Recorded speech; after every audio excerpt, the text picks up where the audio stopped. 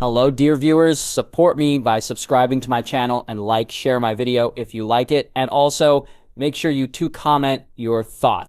Now let's start the video. Jon Stark.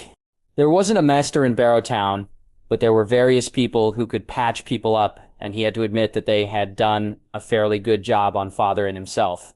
The stitches itched a bit, days later, but he was pleased with himself afterwards. Barrowtown had rejoiced.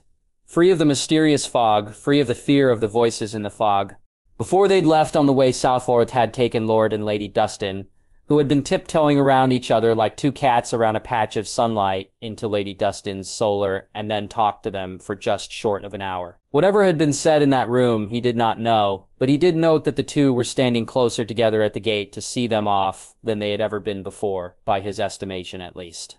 Father had only grunted, "Gods, I wish Cat was here to knock their heads further together," and then acknowledged the cheers of the crowd before saying just one word more, "Ride." And now here they were, sailing south down the Barrow River. Apparently Asha Greyjoy's ship would join them when the river joined the sea, and then they would separate into their respective parties and sail off. If there was one thing that he was already grateful for on this trip, it was that it had driven home how little he ever wanted to be king of anything. Stannis Baratheon would occasionally have messages delivered via message pouches by riders from nearby holdfasts in the few places where they could dock. And by all the gods, many of those messages were, in the words of the Hand of the King, nothing but dross, messages from all kinds of lords for favors or about minor matters. And some of them were so minor that he wanted to laugh in astonishment. But, as Father put it, great matters were made from 1,000 small things. And he never wanted to deal with that many small things. He was going to be very happy with a castle of his own here in the north. If that is, he survived the war on the wall. And if he survived this bloody voyage because he was increasingly sure that Yakred Redhair was trying to drive him raving mad, she seemed to be as inconstant as the wind blowing at him from one direction and then another. She went from laughing at him with Asha Greyjoy to making comments about his arse that made his cheeks flame to just giving him challenging looks. He had no idea at times what to do. So now, after a particularly annoying bout of giggling by Yerda and Asha about him, he stomped away from them both, up along the deck, and then stood by the mainmast and fumed quietly, with Ghost watching him. Far ahead of him, Father was talking quietly with Lord Stannis. "You shouldn't let them get to you that much." He turned to one side and saw that Theon Greymist was sitting to one side, Mist next to him, both staring at the shore as it passed by. "I thought you were in your cabin." "I'm here, staring and thinking." "What about—" The former Ironborn pulled a face. "Within a week I'll be face to face with my father again. The father whose legacy and heritage I've renounced. I've been rehearsing what to say to him. He'll be angry, he'll shout about me becoming a Greenlander. He'll tell me I'm a disgrace to the name of House Greyjoy, before giving me orders about going back to the king and demanding I take it all back." He shrugged. "I'll just tell him that what's done is done. I am of the North now, a Greenlander."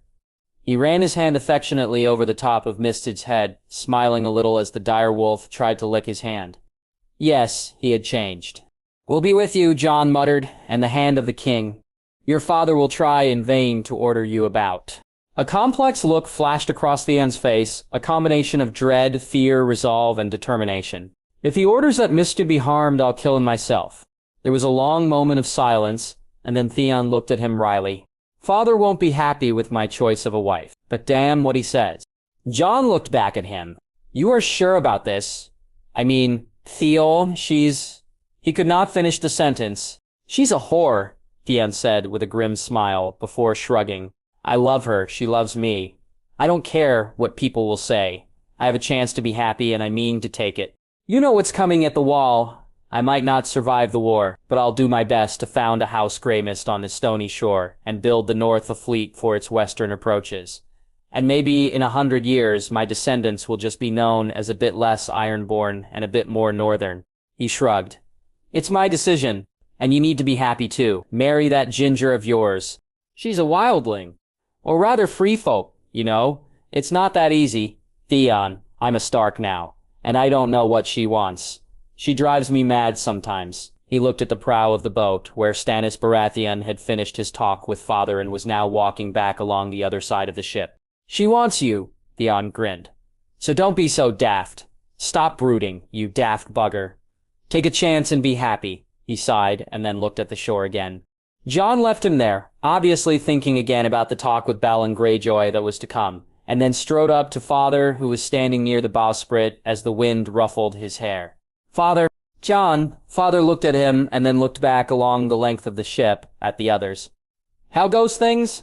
Elend is set on marrying Rosy-Eyed, and no matter what anyone else says, Yasha Greyjoy has been telling the captain that if he reset his sails a bit this lubersome scow, whatever that means, might move faster, and Yergerda is being herself. Father actually laughed at this, and then shook his head. You'll come to understand women in time. He tilted his head. I did.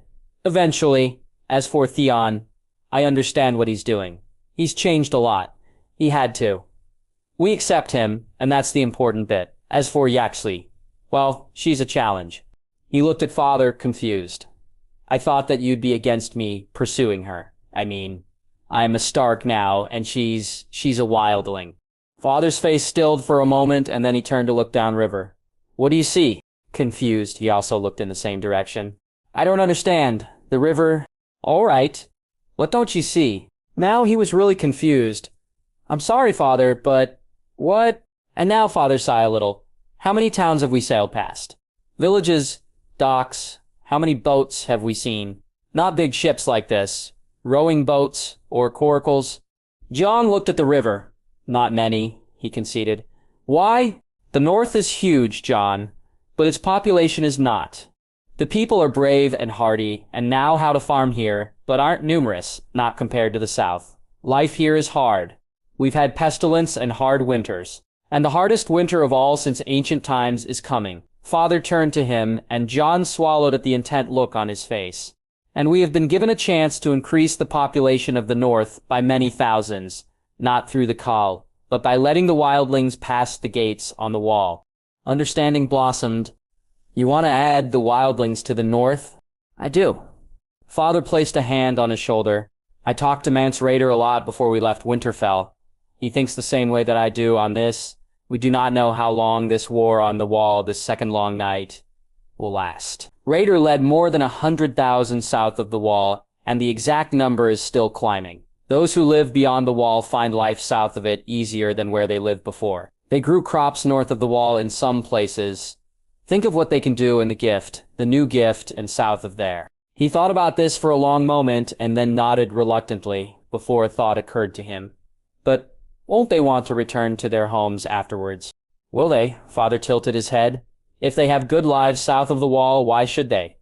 Yes, there are some who will refuse to bend the knee, and they will be able to return to north of the wall after this war is over. But there are others who have agreed already to obey our laws, the laws of the north, whilst they live amongst us, and they will get used to that.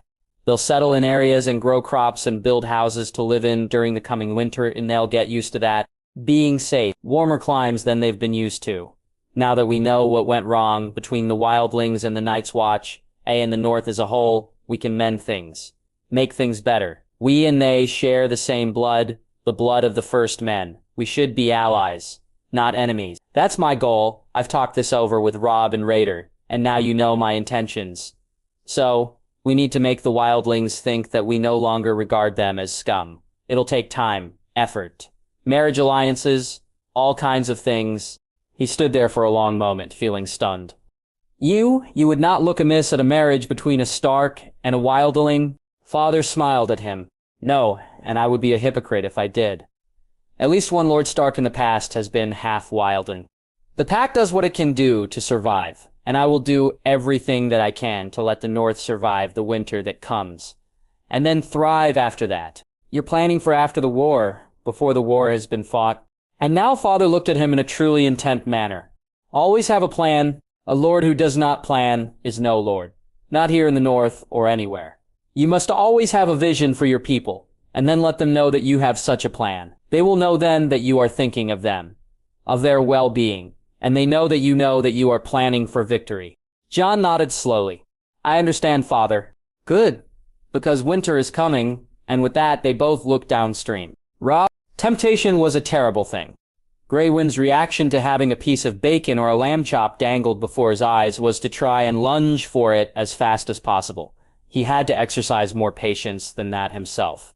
He knew how badly he had handled things in that world that was now no more. Marrying Jane Westerling had been the path of honor, but not the path of political sense. Had he loved her, truly, with all his heart? He could not say. He had told himself he had, but how real had that been? And the cost? Seeing Lord Westerling again, even if the man had been perfectly respectful, dutiful even, had been a wrench back to those last moments in the dark hall at the Twins. And now here he was, free to marry anyone he wanted, up to a point.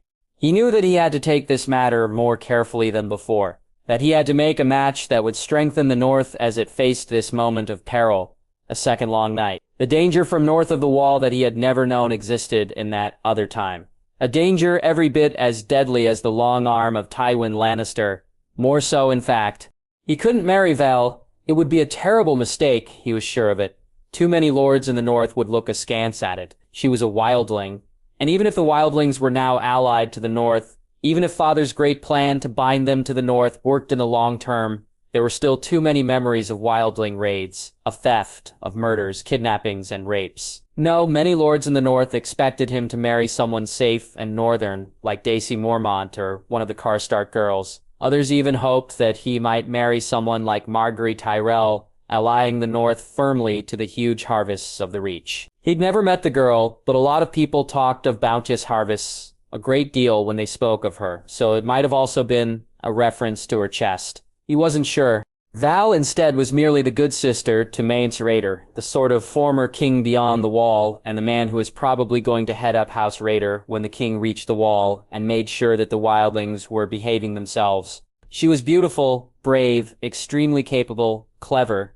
She knew that was all but a hostage in Winterfell, and above all she was lethal with that knife of hers. Some men had been a bit free with their language around her. She'd smilingly promised to geld the first man who tried his luck too far. From the way that she'd handled that dagger, Robb and everyone else had believed her. She was also easy to talk to. Careful in her judgments, respectful of the North, and something else. Something that he could not put his finger on. Conversations with her were something to be remembered afterwards, treasured even, because she always got to the heart of the matter. And now here he was, after saying goodbye to her just moments before, walking down a corridor and resisting. No, fighting the urge to go back and talk to her again. He sighed. Grey Wind was hunting again with the other direwolves, and that was something else that he needed to think about. With every day that passed, his connection with his direwolf grew stronger and deeper, as if a key had been turned in his mind. He needed to. Someone let out a noise that he knew at once was the sound of someone dying very quickly and violently. Not too far away, and he turned on the spot, his hand going to the long knife that he always made sure he had on him at all times. Then there was a horrible cracking noise, a choking gurgle, the sound of a body hitting first stonework and then the floor. And then as he stared down the corridor in the direction of all of this, something was flung into view from a side corridor. It hit the floor with a dreadful wet noise. It was a severed lower jaw of a human being. And then Robb heard the beginning of what sounded like a shout of alarm, a female voice, cut short with an irk of shock. He darted down the corridor quickly to the junction and then looked at a scene of horror. The Mountain was standing there looking as if he had dressed in a hurry. At his feet lay the dreadful remains of the 2 Lannister guardsmen that he knew had been detached to watch the unstable brute of a man at all times. Both of their heads were horribly mangled and one had lost his lower jaw. But that was not what drew his horrified attention. The Mountain was holding Val by the throat in what looked like a grip of iron. Her face was going red, and she was scrabbling for her dagger. "Jaqen!" Robb roared the word with fury, and not a little fear. The man looked as if he was deranged. Not that the roar disturbed him. The Mountain reached out with his free hand, grabbed the front of Vale's bodice and ripped downwards, tearing the cloth off her. Her dagger was in her hand now, and she stabbed desperately at the Mountain's arm. Blood flew as she sliced a truly wicked cut, but Gregor Clegane did not utter a word. Vale's eyes met Robb's, and he could tell that she was terrified. "Clegane!" He bellowed the word again, and then darted down the corridor, his eyes searching for a better weapon. The guards had had knives as well, not that they had done them much good, and he wished desperately for a sword. Perhaps if he leapt on Clegane's back and held his knife to his neck, he prepared to throw himself at the huge man, And then, with a jerk and a speed that he hadn't thought the man had, the mountain released Val and her torn bodice and whirled to face him. He realized then what had terrified Val, who had slumped to the ground, taking in air with great whooping gulps. The mountain's eyes were jet black, every part of them, and his face was blank of all emotion. The huge man looked at him impassively, and then he lunged at him. Robb slashed at one upraised hand and then ducked under the other, but it was horribly close, and he knew that if the mountain got a hold of him, he was as good as dead. He dodged, slashed, and then hurled himself back as one huge fist passed through the spot where his head had been a heartbeat before. This was a desperate fight for time and life, and he wished that he had the breath to spend on a scream for help, but he needed every gasp of terrified air that he could snatch. He slashed again at a lunging hand, drawing a lot of blood, and then danced back again. And then, suddenly, the mountain shuddered, and looked down, and he could see that the half-naked Val had plunged her knife into the back of the man's knee before scrabbling back as fast as she could, searching for another knife from one of the dead guards. The mountain looked at her and then turned to confront Robb again, who used the opportunity to drive his knife into the right eyeball of the mountain, driving it home with the heel of his other hand. The mountain stood there, and quivered for a long moment. Too long. Robb's spirits had soared for a moment, before plummeting as the mountain jerked forwards yet again to try and punch him. He was clumsier than before, but how in the name of the old gods could a man with a dagger in his head and another embedded in his knee still be walking and fighting? He fell back, until he heard a weak call of Robb, and then looked down as one of the dead guard's knives clattered at his feet, thrown by Val. He dived down to get it, and then staggered as a great fist grazed his forehead. It was just a near miss, but it still came close to dazing him, and he reeled back, the knife barely in his hand. There was a wall now behind him, and he gripped the knife more firmly and prepared to sell his life dearly. At least he was leading the man, or whatever he was, away from Val. His head was ringing, and he shook it to try and clear it as the mountain brought up another massive fist. But then, before it could be swung at him, there was a crunching noise, and then the bloodied tip of a sword emerged from the chest of Gregor Clegane. The huge man froze, looked down slowly, and only then did he slump down to his knees, revealing the form of the panting Sandor Clegane, who looked as if he had run quickly. Far behind him, holding her hands to her face, was the maid that he had seen flirting with the hound. The mountain looked at him, and then his remaining eye flashed between black and blue. "You fucking great idiot," the mountain suddenly said in words of almost amused despair that sounded nothing like his normal voice. "That's the wrong bloody Stark." Robb stared at him, and then he rammed his borrowed knife straight into that eye and twisted it as hard as he could. The mountain jerked again, drool dribbling from his mouth. And then Robb nodded at the hound, who pulled his sword free, and then, with one mighty swing, hacked the head of his brother off his shoulders. As the head bounced wetly on the floor, Robb nodded in gratitude at the hound. "My thanks, Clegane." And then he pulled off his jerkin and staggered over to Val, giving it to her so that she could cover her exposed breasts. "Are you all right?" "You saved my life," she said hoarsely. "I owe you a great debt." She stared at the body of the mountain. "He was possessed." Robb nodded, his attention torn between Val and the hound, who was on his knees now, as he stared at the body of his monstrous brother. And then Val reached at his face, pulling it around. "Burn his body," she hissed vehemently. "Burn it." Something dark had him. She paused, her eyes searching his face, searching for words. So he did what he had wanted to do for some time. He kissed her passionately. Yes, he was being a fool again. Actually, by the time that they caught sight of Castle Black, he had finally, more or less, started to cope with the impact that the wall had taken on him. The moment that he had seen it for the first time, that line of white on the horizon, he'd pulled a slight face. And then, when he heard that they were still a day or more from it, he'd uneasily remembered what Tyrion had said about it. Yes, it was something that had to be seen to be believed. Men would not have built such a thing if they had not had a truly pressing reason. An enemy, something to the north that truly terrified them. They had built it, and then they had maintained the bloody thing. And that was the thing that scared him. If the whites were real, then what else lay beyond the wall? He remembered Tyrion's tale of the others that he had fought, his little brother, fighting for his life. And he remembered the look on Tyrion's face. There had been fear on it. Resolution as well, but fear as he described things that were so inhuman. So as they rode towards the gates that had a trickle of people traveling in both directions, he had to admit to a certain trepidation that he was trying to suppress. The wall loomed over them all, massive, oppressive even. This was his future. He'd live and die here. There was no doubt about that in his mind. Not now. War was marching on the wall. He could almost smell it. He'd been wondering what the various ghosts who were flitting about his shoulders would have thought of that. What would Eris have thought? Simple. It was all a plot, and the North would have to burn for it.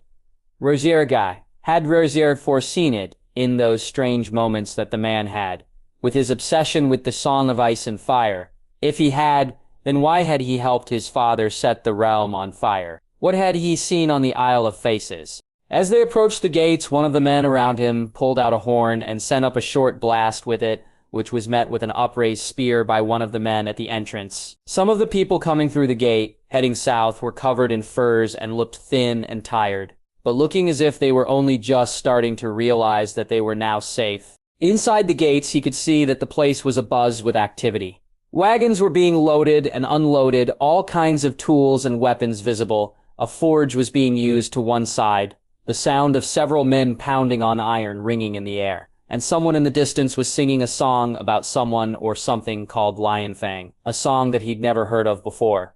As he dismounted, he could see that Will was already striding up to a thin-faced man in black who was talking to a pair of men in bronze armor.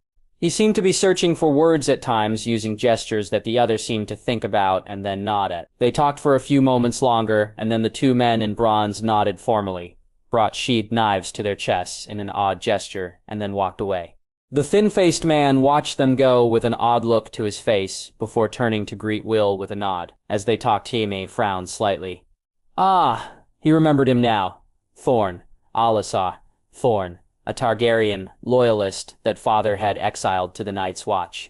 Thorn's gaze turned to him, and he concealed a sigh. He knew what was coming. And true enough, Thorn stalked over to him, and then looked him over from head to toe, before smiling a very thin and utterly humorless smile. Ah, the Kingslayer. Here, at last, years late. He pulled a slight face, as if trying to remember the name of the man. I think I remember you from King's Landing. Rose, isn't it? Or something like that. The thin smile didn't waver at all. Oh, I remember you, the arrogant little whelp of Tywin Lannister, with your pretty, shiny armor. The smile vanished, and he sniffed contemptuously. Well, so much for your armor. You're at the wall now, and for all your japes about forgetting my name. Well, you know it. I see it in your eyes. If anyone up here forgets yours, we'll just call you Kingslayer, or Sister Fucker. We know all about what you did and why you did it. All of it. Something flickered in his gaze. You know why I killed Daenerys Targaryen then, Jaime said softly. Why I did what I did. I know, Thorn said through gritted teeth. And then, after a visible struggle, you saved the city. Aerys was mad. But you never told anyone why you did what you did. The man pulled a face again. Well, now you're here. With us, on the wall. Fighting against things from your darkest nightmares. At least you've sworn your oath. And I don't need to tell you that, if you break it, you'll die. I know, the words felt as tired as he felt. I swore it on the Fist of Winter. Some of the watching men muttered at that, with a few walking off and then talking with many a backwards look at him. He had no doubt that some were laying bets on if he'd ever try to break his oath, and if so, the manner of his death. Thorn swept him with another gaze that combined contempt with scorn. There's quarters prepared for you. You'll need equipment. But get up to the maester first, to get that scar of yours looked at, and then he walked away from him, dismissing him. He gazed about the place for a long moment before walking off and asking for directions. A woman with a piercing gaze and the garb of a wildling led him to a door in the largest building, where she knocked carefully and then after a muffled "come," ushered him in. The Maester of Castle Black was impossibly old, but then, as the man looked up from the letter that he seemed to be writing, Jaime felt a shudder roll through him as the sight of those violet eyes reminded him that the Maester of Castle Black was a Targaryen. For a moment he stood there, almost rooted to the spot, before the woman jabbed him in the back and he stumbled forwards. My thanks, Jen, the old man said with a wry smile. Ah, Sir Jaime Lannister, is it not? Your description was passed on, and you have the look of a Lannister. He nodded abruptly, gestured at his cheek, and then sat heavily on the nearest seat, his mind on the past. His throat was dry. You are Aemon Targaryen. The old man looked at him with those impossibly young eyes before quirking his lips for a moment almost in amusement. I am, he acknowledged. I am also the Maester of Castle Black, pledged to the Night's Watch for almost twice the age that you have been alive. Let me take a look at that scar and those stitches that I feel should be removed. What followed was a little painful as the stitches were carefully observed and then pulled out, before the scar was stared at, most intently. Well now, the old man said as he washed his hands in the bowl of hot water that Jen had brought in. You have been lucky, my boy. Lewin did a fine job on that scar of yours, with excellent stitches. It should not leave as much of a scar as you might have thought, a fine white line, perhaps. Given the circumstances, it might have been worse. That said, don't scratch it, no matter how it itches. Thank you, Aemon said, staring at his boots. I thank you. I sense unspoken words in the air, the Maester sighed. Slicierk, Yang, I do not blame you or hate you for killing my mad great-nephew. Aerys was quite insane at the end, and word has reached us about why you killed him. I know it could not have been easy, but you killed him for the right reasons, something that few else could have done at the time. My boy, you were right. About that at least. Anyway, the tightness in his chest loosened a little. I still should have saved the others. The old man smiled wryly at him. You could not have known what your father was planning. Tywin Lannister always did prefer the darker gambits of the Game of Thrones. A brutally direct man at times, your father. That said, here we are now, on the wall, facing the war that truly matters. We must place the past behind us. He hefted the wet cloth and wiped it carefully over the scar. May I ask what is in that pouch? Jaime pulled a face. He thought for a moment about lying, or just leaving, but he was tired and wearied in his own mind. The ashes of my white cloak. Sarah Burrestein Selmy said that I should keep it with me to remind me of what I should be. And Uncle Jiriad said that he'd had a green dream about that pouch, that I need to keep it with me, as without it, I'll lose myself. The Master of Castle Black stiffened when he heard the words, green dream. Ah, he said carefully. Green dreams. Strange, nebulous things, not things to be ignored. Never that. He fixed Jaime with an intent look. Your uncle and his son have them. I think that your brother might be touched by them. And you? Confused, he shook his head. I don't know. Are they of the future? Sometimes. A future amongst many, perhaps. Your brother once told me of a dream he had had about leading the remains of the men of the Westerlands from Casterly Rock after the others and their whites had taken it. He remembered the dream he had had, and he blanched a little, but then he shook his head. Madness. Aemon Targaryen looked at him for a long moment, his head tilted slightly to one side. Tell me about it when you are ready, he said shrewdly. In the meantime, be welcome to Castle Black. He nodded, acknowledged the presence of the silent witness to all this, the woman Jen, and then walked to the door. Then he paused. There was someone singing a song in the courtyard when I arrived. Something about Lionfang. I was curious. What's that about? Oh, just a song about your brother Tyrion, the Maester said with a cheerful smile. You should listen to it. And with that he returned to his desk as Jen fussed around him. Tyrion. He stood there, watching the funeral pyre, watching the mountain burn. The pyre had been built outside the walls of Winterfell, built to the exact specifications that he and Maester Luwin had drawn up, designed burn hard and fast, and as thoroughly as possible. He was the only person there at the pyre.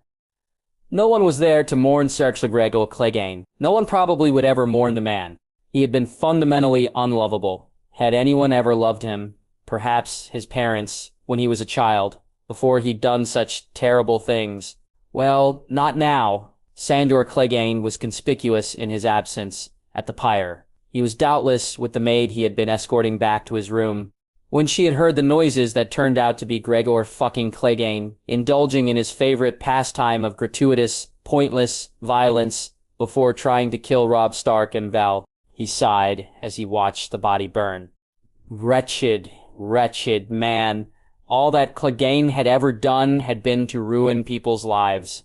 At least he'd been put out of whatever misery he had been in. Tyrion had long suspected that there had been something very, very wrong with him. Had he hit his head as a child? Had there been some injury to his brain? It would explain so much. Something shifted in the pyre, and he tensed a little, and then looked back at the walls of Winterfell off behind him. That was something that everyone had agreed on, that the body should be burned away from Winterfell, downwind of any habitation. He looked back. No, it was just the pyre collapsing a little as the body burned. He shook his head a little. It had been bad enough when the head had twisted a little as the muscles and tendons within it had tightened in the fire, making it grin in a death's head rictus for a long moment. That had made his heart pound in fear for a long moment. He looked down at the warnings. They had long since stopped glowing, that ugly red color, and vibrating in his hands, as if they were trying to get away from the body. That had shaken him. It had been Daisy's idea to test the body as if it had been a white. The red glow and the vibrations had shocked everyone to stillness, and then to immediate action. The pyre had been designed, the body and severed head had been dragged off with hooks and ropes. The blood had been soaked up with sawdust that had been brushed into buckets and later used on the pyre. And above all, no one had wanted to even lay a finger on the corpse of Ser Gregor fucking Clegane. Val's words of he was possessed by dark magic had resonated throughout Winterfell. A lot of oil and cooking fat had been poured over the body at the express desire of Lady Stark, and it had been worth it. The pyre roared once again as the body slipped down into the heart of the flames, as more wood gave way and he sighed. Stared at the warnings carefully once again, and only then did he walk off back to Winterfell, careful to walk around the pyre and avoid the greasy flames. There was a pair of rather worried guards on the main gates of Winterfell, and as he approached them, he held up one of the warnings and pulled it partly out of its sheath. "They've stopped glowing," he reassured them. "It's gone, whatever it was." "That's good to hear, my lord," one of them sighed, looking relieved. "Lord Robb sent word asking that you go to Lord Stark's Solar where your wife is." He nodded and then trudged off. What a day! He was so tired. The aftermath of the Mountain's attack on Robb and Val had been total chaos, a lot of shouting, a lot of staring, and above all, a lot of absolute fury on his part. Gregor fucking Clegane, the man had been a walking disaster, killing on a whim and spreading his own brand of horror on the world, and he had been from the Westerlands. He narrowed his eyes as he stumped determinedly down the corridor. When had all this started? Why had the Mountain not accompanied Father to Castle Black? What had been going through what passed for the man's brain? He had too many questions and not enough answers. As he approached the Solar, he tilted his head a little in surprise. There was no sound coming from the room. However, the guard nodded at him, knocked on the door, and then allowed him in. There were 5 people in the room, all sitting around a table, and all staring at a large and old book as if it was in fact a bag of snakes. Robb Stark had a bruise on his forehead and looked strained. He was next to Val, who had what looked like the beginning of a truly spectacular bruise on her neck, and who was wearing a dress that was very northern. Lady Stark was on the other side of Robb, pale-faced and worried. Then there was Maester Luwin, who had an indecipherable look on his face. His hands tucked up his sleeves, and last but actually first in his thoughts, Daisy, who turned to look at him and then smiled, hurried over and kissed him. "You need to see this," she said softly. He nodded at her, walked over to the nearest chair at the table and sat on it, before pulling out one of the warnings. "He's as dead can be," he muttered. "The warnings have stopped glowing and shuddering in my hands." He shook his head. "When the fire dies down, I suggest that the ashes of the wretched man be collected and then thrown into the nearest river. That or a small hole in the ground." There was a collective nod of various heads, and then Tyrion looked at the current Stark in Winterfell. "Robb, on behalf of, as the most senior Lannister here, I would like to apologize for the attack of one of our bannermen on you." "Rubbish, cousin, or good cousin, or whatever it is," Robb snorted. "There's nothing to apologize for. The man was possessed," he pointed at the book, "and we think we know how." Tyrion peered at the book. It was old, at least a century or more at least, and it had a name on the spine that was faint in places, and he felt his eyes widen to a ridiculous extent. The title was Fell Practices of Valyria, by Archmaester Chalion. "Where?" He paused and then pitched his voice a bit lower to remove the squeak. "Where did you get that from? I was under the impression that there was only one copy of that in all of Westeros, and that copy is in the restricted section of the Citadel." "It was in the hidden room in this Solar," Robb Stark said in a rather odd tone of voice. "You should read the name written inside the front cover." Frowning a little, he pulled the huge old book towards him and opened it to the suggested page. "Ah, Torrhen Stark. It said in a somewhat spidery scrawl. Torreen Stark, he mused. The king who knelt, aye, Robb said flatly, and now we know why. He frowned harder, and then he blinked.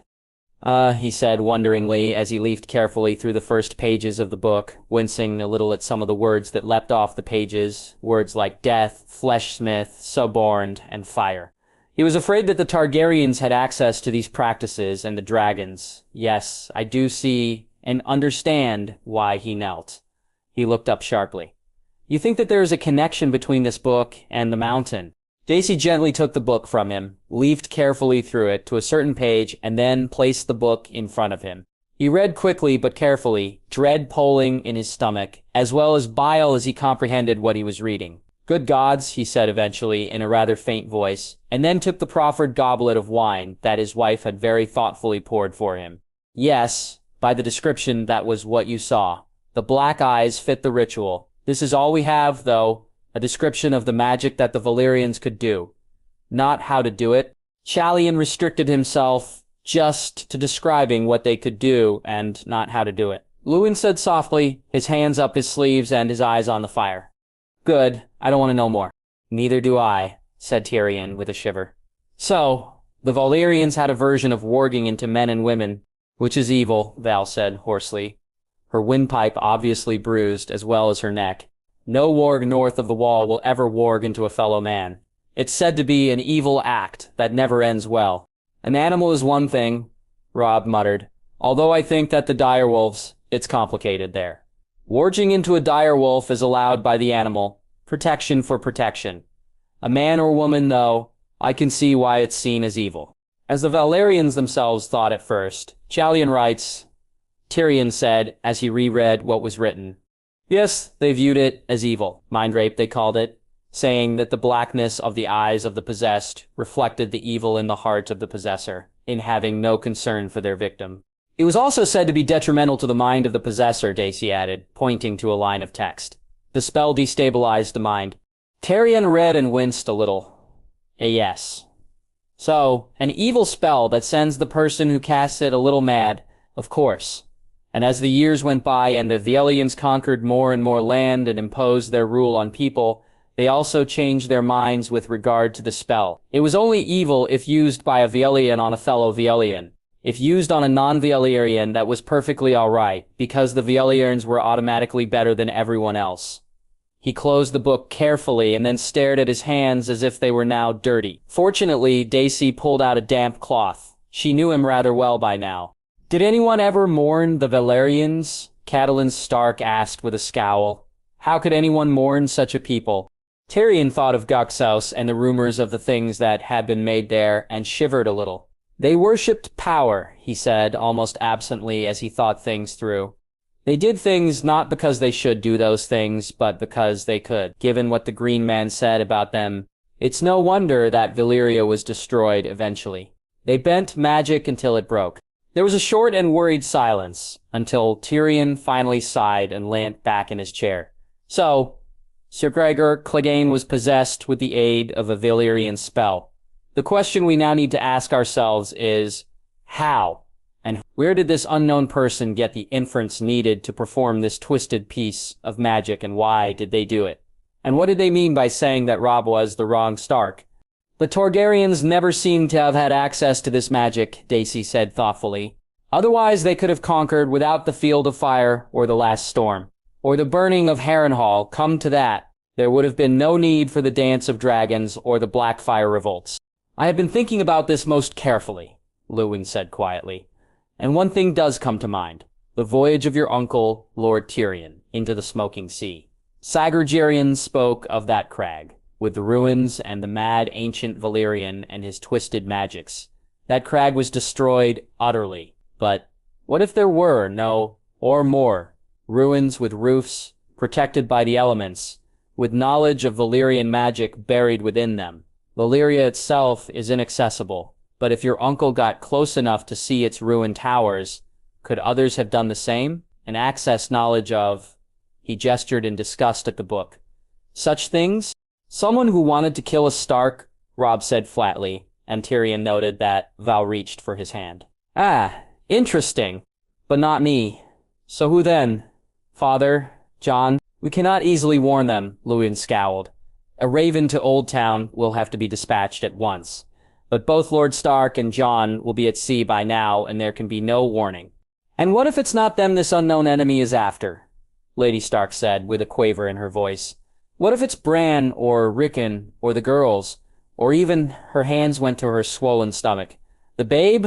Sandor Clegane said that his brother had been complaining about nightmares and a feeling of oppression, Tyrion mused thoughtfully. What were his words again?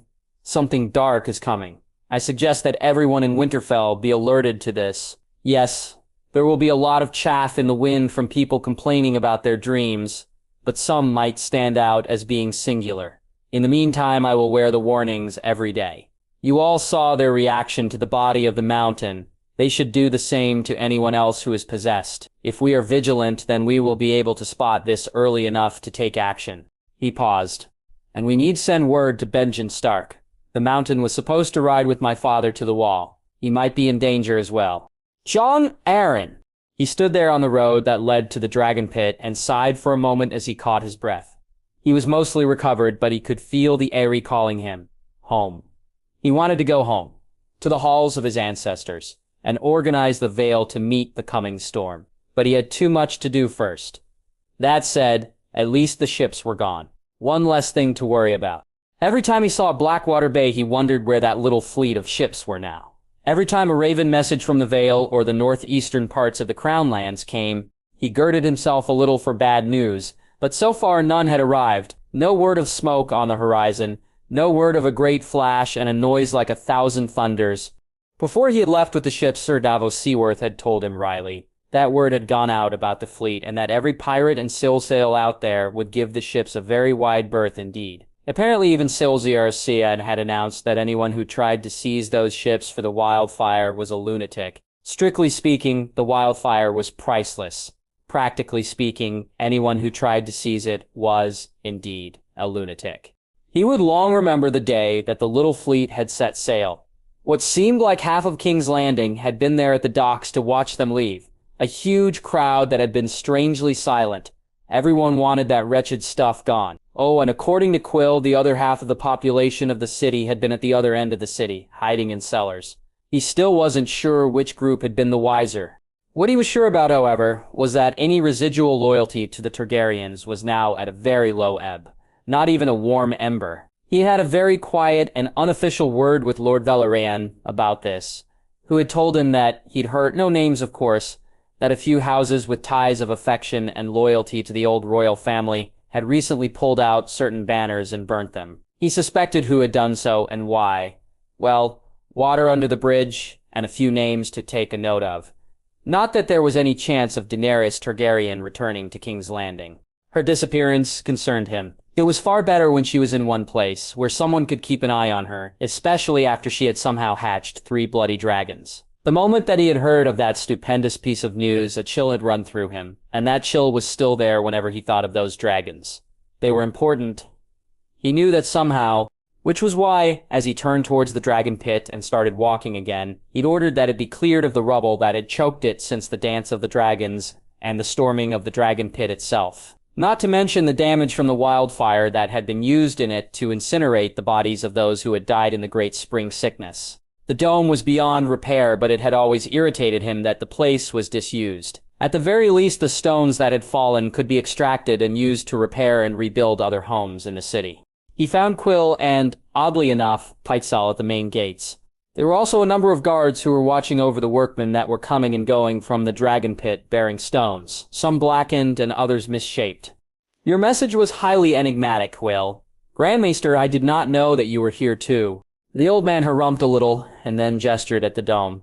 My lord, I was here to observe the work and look at the dome. A magnificent piece of architecture, although one that is somewhat desolate at the moment.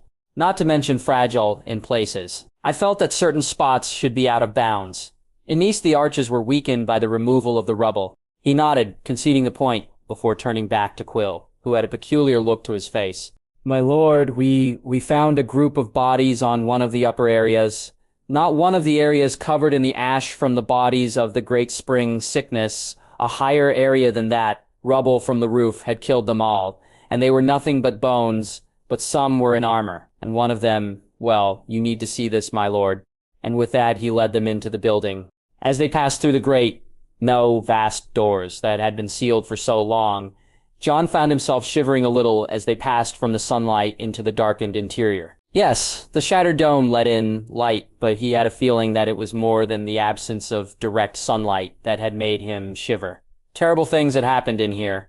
Creatures almost out of legend had lived in here, and had died along with untold numbers of men and women. And then Daenerys Targaryen had come so close to killing the entire city with a huge cache of wildfire buried in here. It was all gone now, he was sure of it, but he still shuddered a little at the thought of it. To think that he owed his life, and the lives of so many others, including Ned and thousands of their men, to Jaime Lannister. Daenerys! He remembered the first time he had met the then young king back when he was merely excitable and full of promise. So many ideas that should have been the clue that all was not well with the man. Projects had come tumbling from his lips as he went from idea to idea, like a frog jumping from lily pad to lily pad, never returning to the same place, and then had come Duskendel. When the mirror had been shattered and Aerys had descended into madness, from which he had never returned. Had Robert's rebellion been inevitable? What if Rhaegar had been able to go through with his plan to replace his father, as had been hinted at in the run-up to the great tourney at Harrenhal? No, more than hinted at. But instead, Rhaegar had veered off into his own form of madness. As they passed by a section of one ruined wall, he glanced around again. The Targaryens had once held the realm in the palm of their hands, creating marvels such as this, as it had been when first built centuries ago. And now they were reduced to one old man on the wall and a vanished girl. It was a lesson that kings needed to be taught, that Robert seemed to be finally learning. There were guards around the section that Quill had guided them to. They nodded to him as they arrived, and he looked at Quill, who gestured at a patch of rubble that seemed to be different. There were indeed bodies there, albeit skeletons. Some in rags, but there was one in armor. Rundar. He knew it at a glance, even though it was covered in dust and pieces of debris. That was the armor of a Rhys of Rostone, which meant that this could only be one man, Sir Willem Rhys. I thought, he said thickly, before coughing. I thought that Sir Willem Rhys died out there, in the city, when the Seven that Rode tried to retrieve Prince Joffrey Valyrian's body. How could he be in here? There is a door over there that leads to the street, my lord, Quill muttered, pointing to a rubble-choked passageway. I think that he fought his way down here against the mob and then died here, along with as many of them as he could kill. And then afterwards, when the dome was cracked and fell in, the body was covered in rubble. My lord, this was next to the body, and with that he pulled out a sword that had been hidden by a piece of rough tarpaulin. He felt his scalp crawl as he looked at it. It was, he could tell at a glance, Valyrian steel, and there was a scabbard next to it that had a bronze sheath, green with age and covered in runes as well. Lamentation, he whispered, the sword of House Rhys. So it would seem, Kiesel said in a thoughtful voice, most providential, given the current need for such swords. Well, my lord, it would seem that Lord Royce will be most happy with this news. Bronze bloody Jan would probably turn the air blue around him as he greeted the sword of his ancestors with excitement. Well, that was what he wanted to say, but did not. But there was something else, as Quill seemed to be nervous about something. Quill? What's wrong? The Vailman coughed slightly. This, my lord. And with that he took a small rag, dipped it into the bucket that Jon hadn't noticed to one side, and then drew it across the armor of Sir Willem Royce. Jon frowned, and then blinked as he saw that the runes on the armor, or at least some of them, were glowing. He stared, so did Paixel. Grand Maester, he said, eventually, I am well versed in my history, and none of what I have ever read about the Seven who rode say anything about Sir Willem Royce's armor ever glowing. Paixel harumphed for a moment before starting to mutter something about certain types of phosphorescence in seawater, and then bumbling to a perplexed halt. I do not know, my lord, he confessed after a long moment. It is peculiar. Quill raised an eyebrow at Jon and then scattered some more dirt over the armor. A question for another time, perhaps, my lord, Grand Maester. He looked down at the body in the armor, or rather the bones of the body. We will take up his bones and his armor with all due respect for one of the Seven who rode. They observed quietly as a litter was brought up and remains transferred onto it, and then they walked back to the great gates, with Jon carrying Lamentation himself. There was no chance of him letting it out of his sight until it was sent on to Bronn's yawn. He owed the man at least that, and while he had no doubt whatsoever of the loyalty of the Lord of Runstone, it would never hurt to tie the houses of Arryn and Royce further together with more debts of honor and obligation. And it was there that they encountered a small party of horsemen, with a small carriage that was almost one of those newish gigs next to them.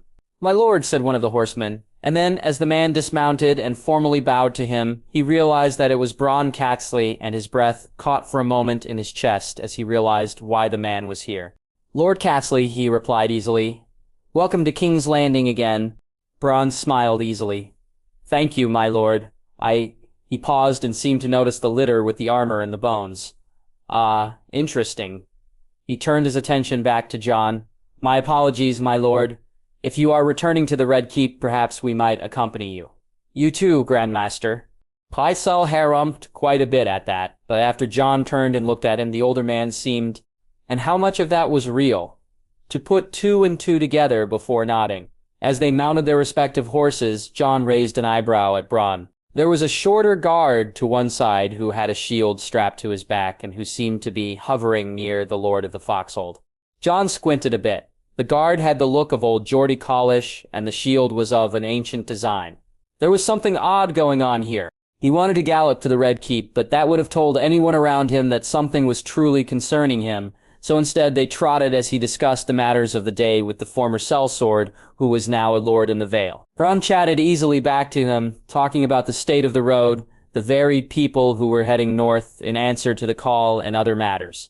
At no point did the words, "Do you have my murderous, treacherous wife in that carriage?" leave Jon's lips. The moment that the gates of the Red Keep clanged shut behind them, and he could see the Tower of the Hand, he let out a sigh of relieved tension and dismounted. "Bronn, I take it that you have my wife with you?" "Aye, my lord," Bronn said, walking over to the carriage. Oddly enough, it was empty. But then Jon noticed that the underside of it was quite deep. Bronn pulled out a tool and levered a section open, and then some of his men pulled out a very large wooden box, one big enough to contain a person. They laid it on the ground and then opened it. Inside the very deeply padded interior was the sleeping figure of Lysa. His breath caught in his throat as he laid eyes on her. The last time he had seen her, she had been trying to kill him. The months that had passed since then had not been kind to her. She was thinner than before, with lines on her face that he had never seen previously. And of course, she was missing an arm. He stared at her for a long moment, warring emotions rippling through him. She was the mother to his only son, a son that she had poisoned for reasons that eluded him. To make him dependent on her, to bind him closer to her, she'd been breastfeeding him for far too long. How long had she been unsound in her mind, and how had he missed it? How had he missed her connection with Baelish? Come to that. And she had tried to murder him in vengeance of the thief of the smallest of the fingers. "I take it that she is dosed with the milk of the poppy." The words were harsh in his own ear, the strain all too evident. Bronn nodded. "If I may, my lord." Pycelle said the words with a surprising gentleness. After receiving his nod, the Maester inspected her, peeling back an eyelid briefly before examining the stump where her arm used to be. After a long moment, he straightened up and nodded appraisingly. "Lord Cakesley, your Maester is most skilled, and please pass on my compliments to him." Her arm was removed very skillfully and her life saved. He looked at Jon. "She is well, my lord." "Well enough to stand trial?" Pycelle pursed his lips for a moment as he considered the matter. "I would need to examine her when she was awake to provide you with a full, evaluation, my lord.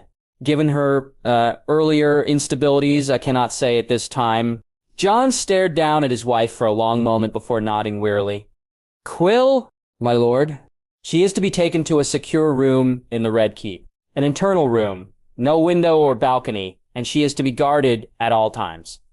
She will live to stand trial, Quill." The Valeman bowed. "It will be as you say, my lord." Jon looked back at Bronn, who was standing with that guard with the archaic shield again. He tilted his head as he made the connection. "Ursula Collish, I presume. Your father was a good man." The woman, who had obviously bound her breasts in order to stay hidden in the party for some reason, nodded at him. "Lord Arryn, I thank you. We must speak privately, though." There was obviously an untold story here, and he led them into the Tower of the Hand and then to the Solar there, where he sat down after placing Lamentation carefully to one side. "Is that Lamentation, my lord?" Bronn asked quietly as Ursula Kalish removed her cloak and helmet and then held the shield in her hands. "I saw the runded armor and the body." "It is," Jon sighed as he thought about how he was going to send it to the north. "We recovered it earlier, and the armor... Well, you should know that the runes glowed under all that dirt, some of them anyway.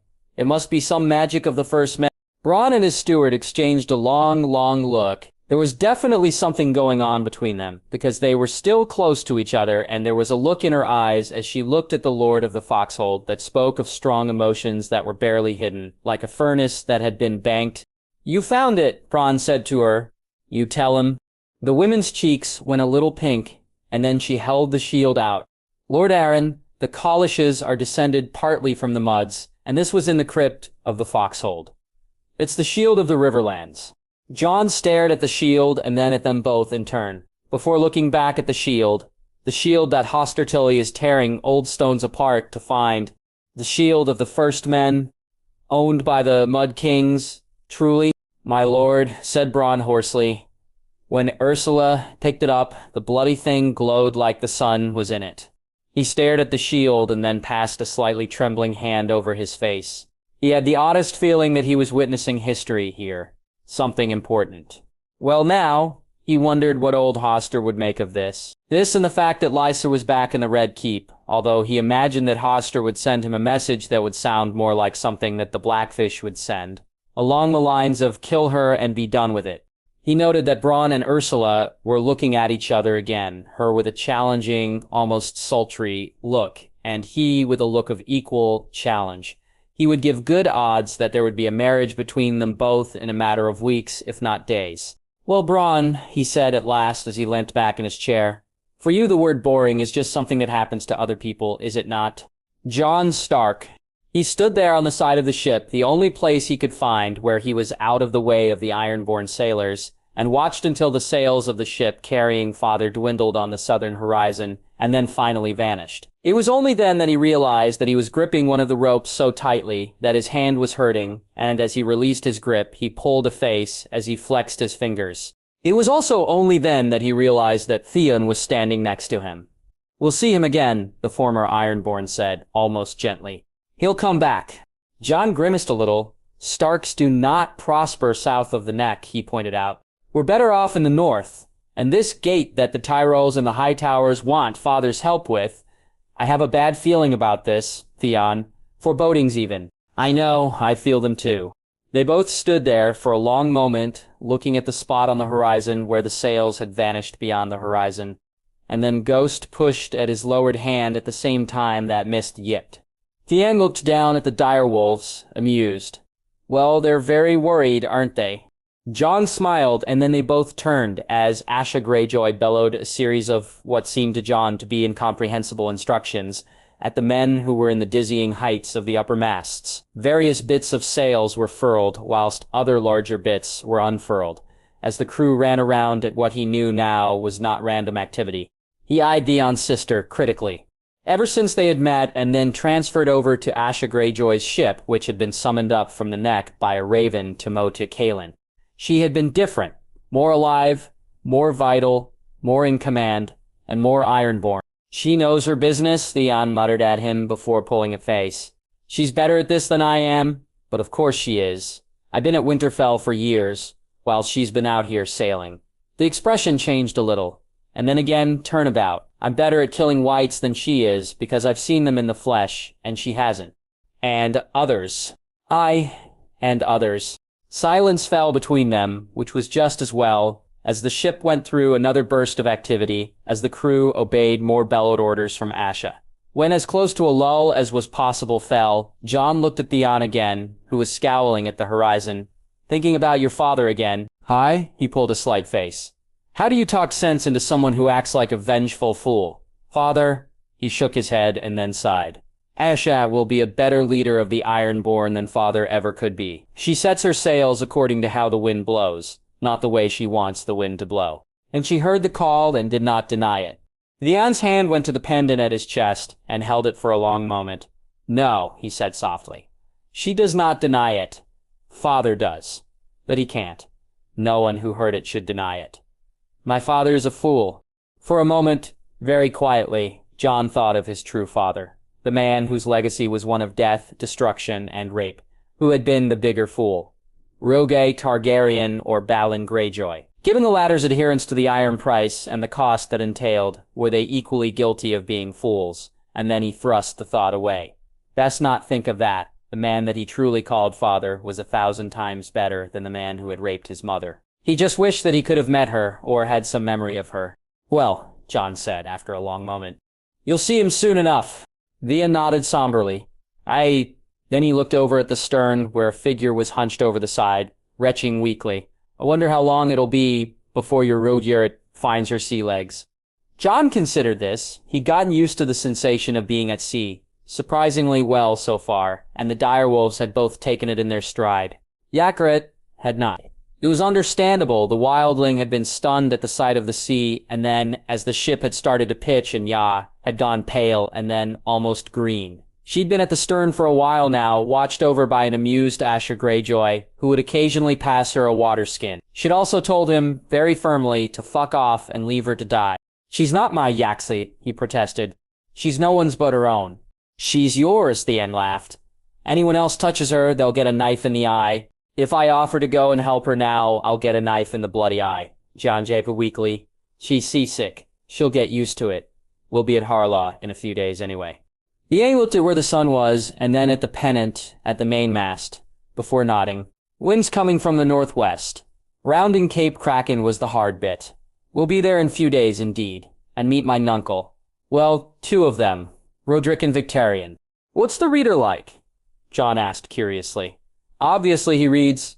Lornian paused. I remember him when I left Pike, after Father's gamble failed. He's kind, thoughtful, thinks a lot. If only someone who thought a lot had been in charge of the Iron Islands years ago, Jon thought, and from the flicker of Theon's eyes, he could tell that he thought the same thing. After a long moment, he looked back at Yride. He needed to do something about her. But what? Weed her and bed her was probably the advice that Theon would give him. Alcier's view would probably be to just take her to bed, have his way with her, or would that be really her having her way with him, and then wed her? He had to admit that he had no idea what course to chart. She was a wildling, yes, but clever and beautiful and deadly, and he didn't know what to do with her other than be confused. So he took his life in his hands, nodded at Theon, and then walked over to help her with her seasickness. He could always dodge the knife, as she was wobblier than a newborn fawn right now. Tyrion. The little raven scroll lay there on the table in front of him, and he had no idea what he should be feeling about it. Relief? Vague mourning? A certain measure of satisfaction? It represented failure. The complete and utter failure of a Lannister, albeit a Lannister who had damned many future generations of the family to doubt, ridicule, and vague suspicion. If, that is, they were lucky. Sensing movement to one side, he looked over and saw Robb Stark watching him worriedly. I suppose, he said as wryly as he could manage, that I should be thankful that this has come. Robb sighed. The bruise on his forehead had not yet ripened to full maturity, but it still looked quite painful. Also at the table were Dacey and Lady Stark, both also staring at the small piece of paper. Tyrion, the heir to Winterfell, said quietly, Do you want me to handle this? For a moment he wanted to cravenly mutter, yes, but after a moment he shook his head. No, I appreciate the offer, Robb.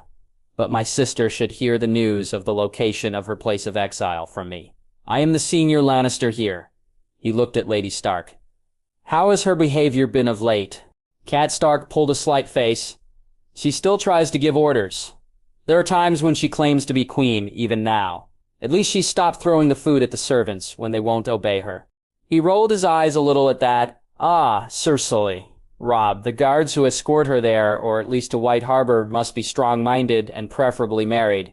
She will try to suborn them.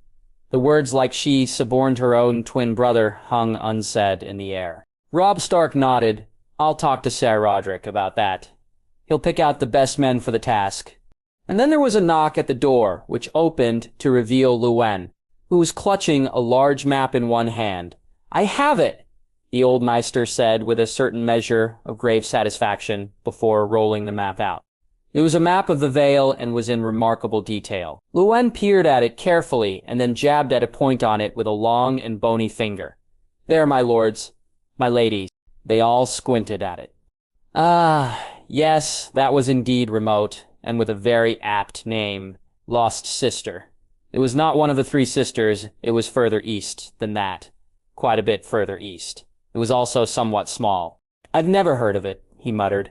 Not an island to feature in much history. It does not feature in much history at all, Lord Tyrion, the old maester said quietly. It was claimed by the Vale back in the time of the First Men, has a small holdfast on it, one that has been held by a number of small lords, none of whom really wanted it after realizing how small it is. It is, from what I have read, rather rocky, has a very small amount of arable land, sees a large amount of rain, so it does not lack for water, and does not have a decent anchorage. It is largely dependent on outside supplies. Perfect, Tyrion quipped with a humor that he did not entirely feel. On the one hand, this was to be the miserable place of exile for a Lannister. On the other hand, that Lannister was Cersei, who deserved far less. I must tell my sister then. Daisy stood as well, but he waved her back. My love, I do not think that she would react well to this. I would have you safe and sound. She is not of sound mind. Then I will at least walk with you to the room and wait outside. His wife said the words firmly and in such a way that he knew that there was no arguing with her. So he smiled slightly and nodded, before bowing slightly to the others and walking off with his wife. It was a quiet walk, and he rejoiced at her silent support next to him. Father should have been the one doing this, but Father was on his way to the wall, with the king. Father would not have enjoyed this moment either, but Father would also have had the stony and utterly unemotional face that he lacked. When they finally reached the room where his sister was held, he looked at his wife, who bent down and kissed him before sitting down on a bench to one side and looked at him. Good luck. He took a deep breath and then nodded at her, and then nodded at the guard who was at the door, who opened it. He girded his loins and walked in. Cersei was slumped on the bed as he entered. As the door closed behind him, he looked at her. She was clad in a dress that was more suited for the north than the south, and therefore, oh the horror, unfashionable. Her hair was less than perfectly arranged. She had black lines under her eyes, and she was visibly thinner than she had been before. And then she noticed him. Suddenly, she was on her feet and had flattened herself against the opposite wall from him. She looked visibly terrified of him, and he frowned. He opened his mouth to speak. But she beat him too. No. You're here to kill me. Genuinely surprised by this, he closed his mouth before eyeing his sister carefully. She looked more than a bit afraid, and possibly even deranged. I'm not here to kill you, he said as soothingly as he could before walking to the nearest chair and sitting on it. I'm here to tell you when Father was not able to. A place has been chosen for your exile. It's an island off the coast of the Vale. Lord Aaron has sent his permission for you to live out the rest of your days there. There was a pause as Cersei just stared at him. She seemed to be having trouble with several things. I'm being sent away from this place. Yes. Into exile. Yes. Father arranged this? He resisted the need to roll his eyes. Yes. She pulled a face of utter disbelief, then she looked up. Where's Father? God's not this again, heading for the wall with King Robert. Her face changed in an instant to one of almost maniacal glee. He's gonna get Jaime and Joffrey. He's gonna get them and burn the north from the wall to the neck. Burn them all. Burn Winterfell. He's gonna unleash the mountain on them all. And on that bitch, Catelyn Stark. Oh, he'll take his time over her. The hairs on the back of his neck rose at her tone of crooning maliciousness and the look in her eyes.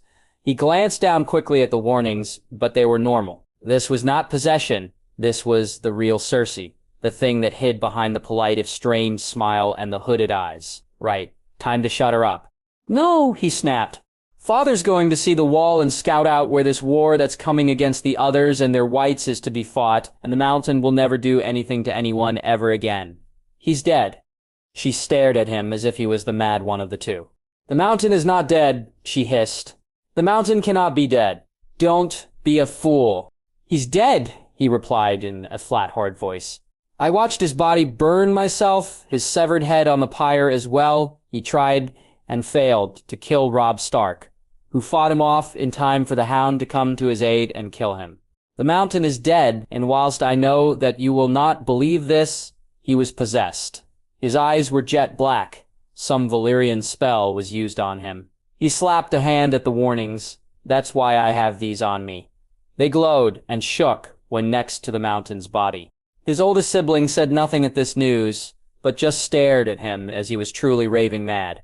Black eyes, she said eventually. People do not have black eyes, you're lying. No, he said tiredly. I'm not. Father is not going to kill your perceived enemies. We're fighting a war that you would never understand. Anyway, we'll be leaving here within a few days. Down to White Harbor and then by sea to the island in question. It's called Lost Sister. Appropriate name, is it not? Cersei flinched violently as if he had struck her, her hands coming up to her face. No, she muttered, eventually. No, not Ado. He watched her sadly and then got down off the chair and walked quietly to the door. Just before he got to it, he heard her go from muttering no to a sobbing laugh. I don't understand. Understand what? He asked the question tiredly. He needed to get out of this horrible room and away from his mad sister, but he still turned back to look at her. She had a peculiar look on her face, as if she was struggling to make sense of something. If I'm going to be in exile, then how will you kill me? He threw his hands in the air at that. What in the name of all the gods, the old and the new, are you talking about? Why do you have this delusion that I'm going to kill you? She looked at him. The prophecy said so, she said in words of utter finality. Maggie the Frog said so. Once again, the hairs on the back of his neck rose at the tone of her words. Maggie the Frog? She was a witch. In Lannisport, she tasted our blood. I was 10 and I wanted her to read my future. He eyed her carefully and then made sure that the door was at his back. She sounded deranged again. Then he paused. Who are you with? Jane Farman, but she ran away. And Melara Heatherspoon. The name rang a faint bell in his mind. But then Cersei was off again. We went to see her. She could predict the future. I wanted to know when I would marry Rhaega, but she said I would marry the king instead. And then I asked, will the king and I have children? And she said, oh, aye, 6 and 10 for him and 3 for you. Gold shall be their crowns, and gold their shrouds, she said. And when your tears have drowned you, the Valonqar shall wrap his hands about your pale white throat and choke the life from you. She stared at him again, her tear-stained face with wide, mad eyes. I know, Valarian, you are the Valonqar. You're going to kill me. He stared at her, his eyes almost as wide as hers. Gods damn it! Valonqar. Yes, you're him. You're going to kill me. He steeled himself to be as still as possible. So you heard and believed the words of a so-called witch, read a vast amount into a few words, failed to realize that she likely saw your very golden hair and deduced that any children you had would also be golden-haired, and then decided that I was a threat to your life. He ran his hands over his face for a long moment, and then when he looked back at her, he could see that she was confused. Eventually, he mustered every scrap of self-control that he possessed. Gods, he needed a cup of wine after this, and then some time in a locked bedroom with his lovely wife, and forced himself to say in a low and measured tone, Sister, I know that you blame me for the death of Mother, even though I had nothing to do with it. She had a difficult birth, like so many others. As for this Valonqar nonsense, I doubt it means what you think. For one thing, you are the firstborn. Jaime might have been this Valonqar, not I. The word is also a name for an ailment of the chest in Myr and is, I believe, also the name of a street pastry in Bravos. This is, if you even remember the name correctly, because Valonqar is the name of a type of fish snack in Volantis. Once again, she was gaping at him. He tried again. What did this so-called witch tell Melara Heatherspoon? That she would die soon. And she hinted that I would be the one to kill her. She said that last sentence as her eyes almost flitted about the room. He went still, he remembered now. There had been talk of the Heatherspoons' search for their missing daughter. I see, he said, in as calm and level a voice as he could muster. So I am presuming that you killed her, and somehow hid the body in such a way that she would not be found. Because, presumably, she heard the prophecy that you thought should be a secret. Cersei gazed at him with what looked like utter terror. You sound just like Father. That's Father's voice. Give it back to him. You can't use it. You're just a disgusting little murdering dwarf. Right. Enough. This dwarf is now the heir to Casterly Rock, and fervently prays to every god that I never see you again in my life. You will be leaving for Lost Sister in a few days. You will be allowed to see Myrcella and Tommen before she leaves for Casterly Rock, and he leaves for the Citadel. Part of me hopes that the others and their whites get you, but to do so would mean that the North would have to fall, so perhaps not. Goodbye, Cersei. You have poisoned everything you have touched, and nothing you have attempted has ever worked. You are a failure as a Lannister, the lowliest Lannister. And with that, he left the room, leaving her frozen with what seemed to be a combination of terror, fury, and disbelief. As he closed the door, he heard her start screaming insults at him, which the door muffled. Daisy had stood up and was waiting for him as he passed the guards, who were rolling their eyes and muttering at his sister's piss-poor use of insults, as one called it. I was going to ask how it went, but your face says it all, his wife sighed. It was bad, wasn't it? Very bad. I'll tell you later. Let's go back to our rooms. I need some wine, and then we are going to practice making little Surestone Lannisters who won't be raving mad. She blushed a little as she took his proffered hand, but then grinned at him and raised her eyebrows in such a way as to signal her enthusiastic agreement. Something good would come from this. Yaxley. No one knew what to do with him. The irony was a bitter one, he mused as he stood on top of the wall and stared north with almost unseeing eyes. Oh, they knew what probably should be done with him, but no firm decision had yet been made about him. The Night's Watch was divided into 3 orders: builders, stewards, and rangers. The thought of him as a builder, maintaining the wall with a hammer in his hand, bashing in nails or whatever they did, was ludicrous. Then there were the stewards. They were the ones who maintained the wall and the Night's Watch. They cooked what they grew or hunted, sewed things to other things, mucked out the horses, and generally just took care of things. He was no cook, and he could not sew. That just left being a ranger, a fighting man on the wall and beyond it. He had been born to wield a sword, and he was far better than anyone else on the wall, even with the men who were flocking to the wall to answer the call. The call? He blinked and looked north again. It was cold here on the top of the wall, and he had to admit that he was beginning to understand that the first men would not have built it, nor the men who followed them maintained it, without fearing something to the north very much. And based on the attitude of the men and women around him on the wall, they feared that something still. It reminded him of the last days before the sack of King's Landing during the rebellion. Everyone had known that the rebels were coming and that a fight would happen, they just didn't know exactly when. He had the same feeling. A shiver rippled through him as he looked at the forest beyond the wall. There was still a trickle of wildlings filtering through it towards the gate below, and from all accounts they were from the furthest north of the lands beyond the wall. They had had the most experience of fighting the others. The others. He had scorned such tales.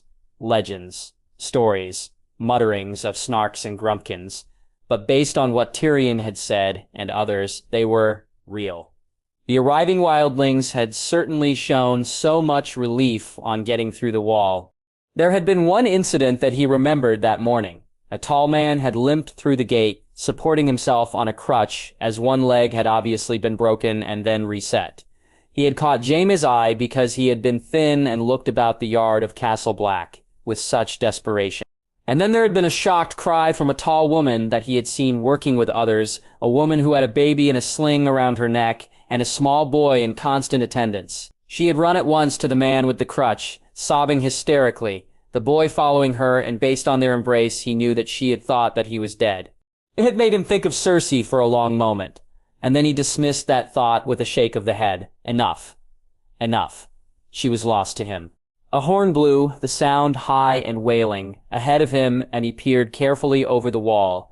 A small knot of horsemen had appeared from the trees to the north, and one of his new brothers, with one of the growing number of Mirish spyglasses, looked down. "It's the first ranger," he grunted, before looking at Jaime. "Go on, lad. Get down and tell them." It smarted more than a bit to be called lad, but he obeyed orders. He had to. The mechanism for getting down, the lift or whatever the name for it was, took him down at a steady rate, and as he descended, he bellowed out that the first ranger was approaching. Something that got the attention of even that sour-faced human persimmon serializer, Bloody Thorn. The man who rode through the gate at the head of the group of horsemen was undoubtedly a Stark, based on his appearance. The nose was a dead giveaway, as was that look of thundering rectitude. He looked tired and strained, as did the others in his party. At least one of whom looked like a Thenn. Stark dismounted, clasped hands with Thorn and then the old maester, who had hurried up as fast as he could. Stark was talking and gesturing at the gate, but he had little idea what they were talking about. Thorne and the maester eventually nodded thoughtfully, and then Thorne looked straight at him and jerked his thumb at him whilst muttering something to Stark. A gray-eyed look was sent his way, and then Stark walked back to his dismounted party, shook hands, or in some cases forearms, all around, and then walked his horse to the stables before vanishing off somewhere. It wasn't until later, after Jaime had returned to his solitary room and stared at the opposite wall for a bit, that he was summoned to the chamber of the First Ranger. Benjen Stark's hair was damp and he looked freshly scrubbed, but his eyes were far too like those of Ned Stark as he assessed him and then waved him into the chair in front of his desk. "Siri, Aimee." The words were reasonably courteous, and he wondered how to respond. Stark might be a bit too blunt, so he went with First Ranger. Stark looked at him shrewdly. "Given who you are, the final determination of what to do with you is up to the Lord Commander, not me, but I will be one of those who make recommendations. And I have to say that there is every chance that you will be assigned to the Rangers. Unless you wish otherwise, that will be the best use of your skills." He nodded, dully. "Good." Stark looked at him with those same damn eyes as his brother. "No, both his brothers," and then sniffed slightly. "Sliaraza says that you have some skill with the sword." The words came out without him even hesitating. "Well, I was a member of the King's Guard." Stark narrowed his eyes at this, and then leant back in his chair a little. "And that means nothing here," he said cuttingly. "For 3 reasons. First, we all know why you were appointed to that post the first time. The Mad King appointed you there to spite your father. Second, after your sister became queen, she insisted on you staying close to her. And third, you are skilled at killing live men, not at fighting the others and their undead minions. Your brother knows much about that. You do not." He could feel the blood flushing into his face as those words struck home. But as he opened his mouth to angrily refute much of that, he could not actually say it. There were too many truths in those words. After a moment, Stark seemed to take pity on him. "You are not the only fighting man who has joined," and then realized that he needs retraining. "You and they are used to fighting the living, not the dead, and most certainly not the others. If you fought a white, then you would soon realize that wounds that would kill a man would not even slow down a white. You need to hamstring them, decapitate, dismember, cut through bones. Even the finest of swords, wielded by the most skillful of men, can have a problem with that. And as for fighting others, well, your brother has Rocktooth and the warnings, and you do not, nor do you have a sword made from Valyrian steel. If you fight another with a sword made from ordinary steel, then your sword will shatter into 1,000 fragments when it meets their icy swords." For a moment he was back in that courtyard in Winterfell, watching as Stormbreaker turned his swords into nothing but fragments as it found him wanting. And then he was back in the room with Stark. "So how do you kill these others, then?" Stark just looked at him, seeming to be amused by the way that Yorime had pronounced the word, before looking to one side and sliding a dagger over. The pommel was metal, wrapped in leather, but the blade was stone. "Dragon glass," the First Ranger said in a voice like iron. "Not much use when it comes to fighting men, but that will save your life if you meet another, and if you can drive it into their flesh. Can you use a bow?" Faintly bewildered, he shook his head. "A shame," Stark sighed. "You might look into it. A dragon glass-tipped arrow can kill a white, so it should also be able to kill another." He frowned a little for a moment. "Anyway, a final determination as to your status in the Night's Watch will rest with the Lord Commander. That said, I have little doubt that you will be a ranger. I must also say that there is no chance that you will ever be a wandering crow going south to recruit for us." Of course not. Not that he expected it. Too many might think that he would use such a role to break his oath and run away. "So, what must I do now? Wait? Wait and train." A faint smile crossed Stark's face. "The Lord Commander travels fast and will be with us in a day or so." And with that he was dismissed, walking back out into the chilly courtyard outside where so many of his new brothers were training. As he looked about, he realized that many of them, including Thorne, had daggers at their hips at all times, daggers with blades made from stone. They believed in those blades, even though they looked crude and unbalanced. He had always had a dagger in his boot or at his waist, but the thought of using something so primitive was strange to him. He almost wanted to laugh, but he couldn't. He slept badly that night. Too many unsettled thoughts, too much uneasiness, and then, when he did fall asleep, too many bad dreams. The day that the Starks had died so horribly in the throne room of the Red Keep, had featured in his dreams. So had the day that Robert Baratheon had beaten him in that courtyard. No, not beaten him, humiliated him. Stormbreaker had judged him and found him utterly wanting. So, when it came time to break his fast, he found himself nudging the porridge around his wooden bowl with his spoon listlessly. As porridge went, it wasn't bad. There was even a bit of jam in with it, but he had no appetite, unlike the others around him. One of them, a man with a long nose and a dolorous aspect, peered at him from one side. "You should eat that," he said. "Never turn down good food. Time might come when you don't have any." What a cheerful fellow he was. He sighed and spooned some into his mouth. He almost commented that it wasn't the food that he was used to, but then he hadn't had any of that since the day that he and Cersei had been discovered. "You have a point," he said, instead as he looked at the man and searched his mind for a name. "Tullet, isn't it?" "Aye, Addison Tullet." The man finished his own porridge with every sign of satisfaction. Catching sight of Jaime's look of askance, he sighed. When you've been stuck ranging north of the wall with little food and nothing to hunt, you realize the value of a bit of porridge. Could have done with some at the Overlook. He frowned a little. The Overlook? Where's that? "By the fist of the first men," Tullet said before his face stilled a little. "First time I ever saw them." This was confusing. Saw who? Tullet seemed to come back from wherever he had briefly gone to. "Others. I saw the others for the first time there." Jaime eyed him for a moment. "The first time?" Tullet nodded. "Second time was by Craster's Keep." He fell silent, obviously wrestling with something.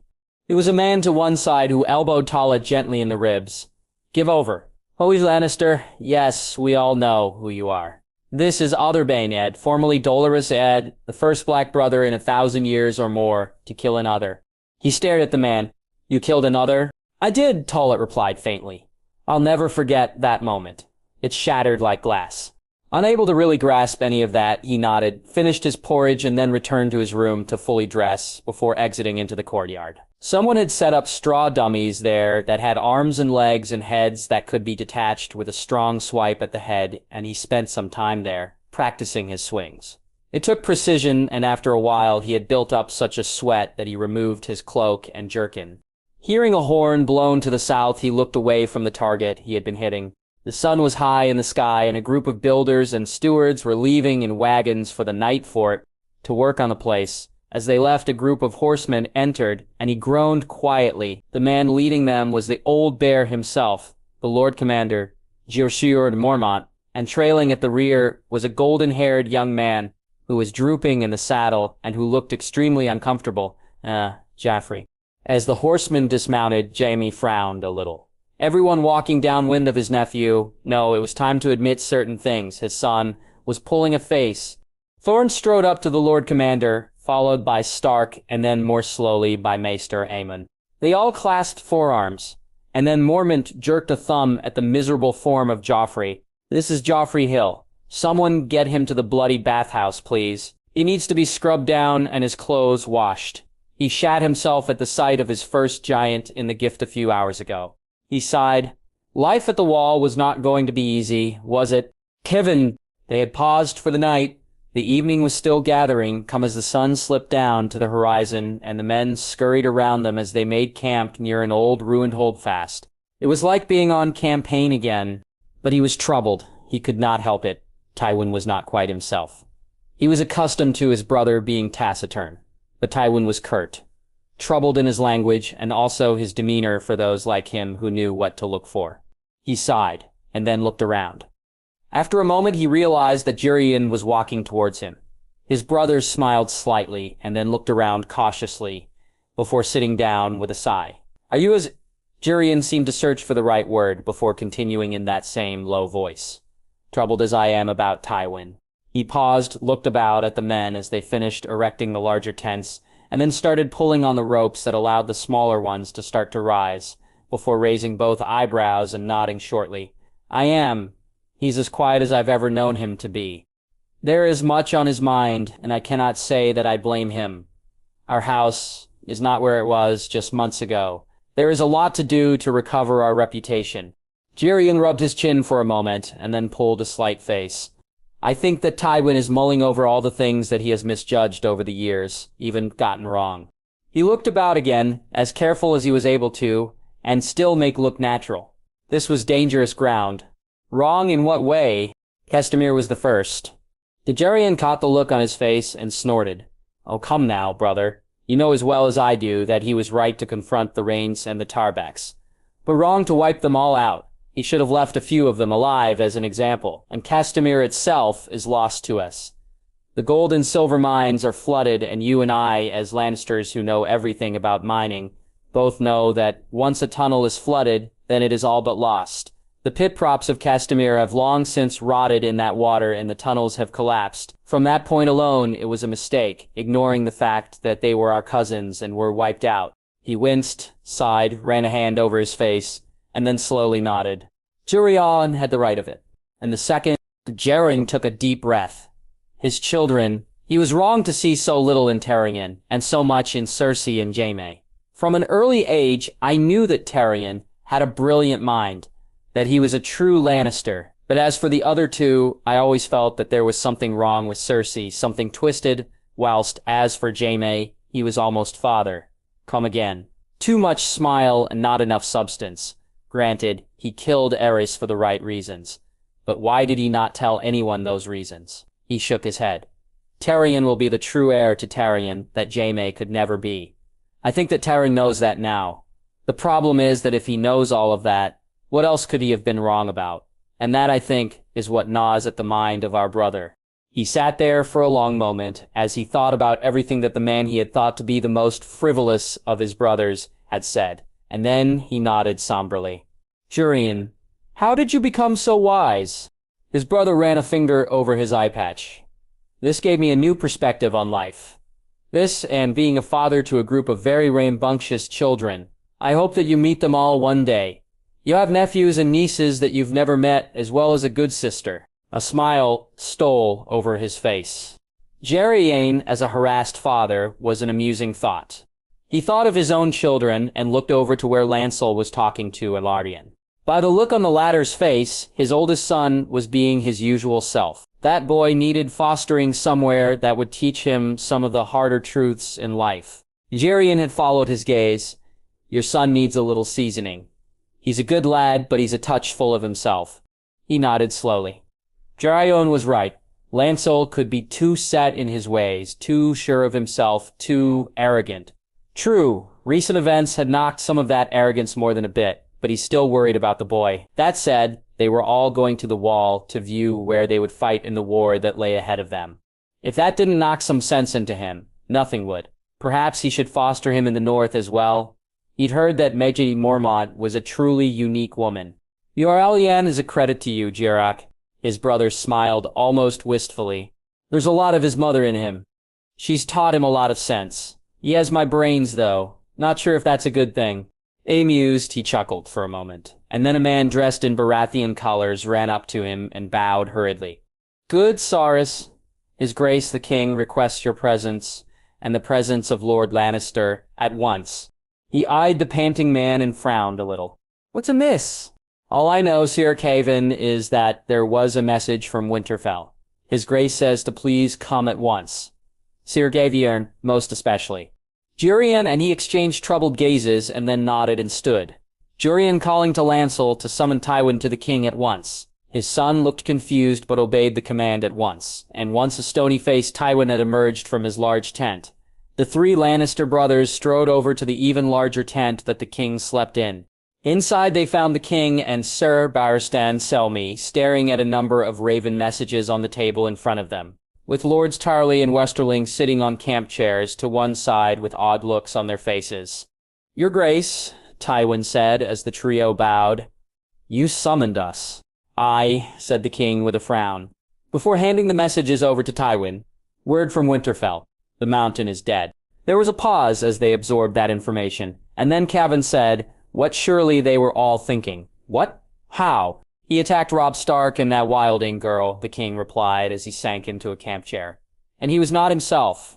He went mad. I thought he had guards watching him. Jerian asked, before a pale Tywin handed over the messages. He killed the guards with his bare hands, Tywin muttered. Young Stark was lucky that Clegane was not armed. He barely fought him off before the Hound arrived. From what Tyrion writes, it was a close thing. He peered over Gerion's shoulder as they both read the tale of madness that lay in the messages. They were indeed in Tyrion's handwriting, close set and tiny as he had obviously tried to get as much information as possible on the small scroll.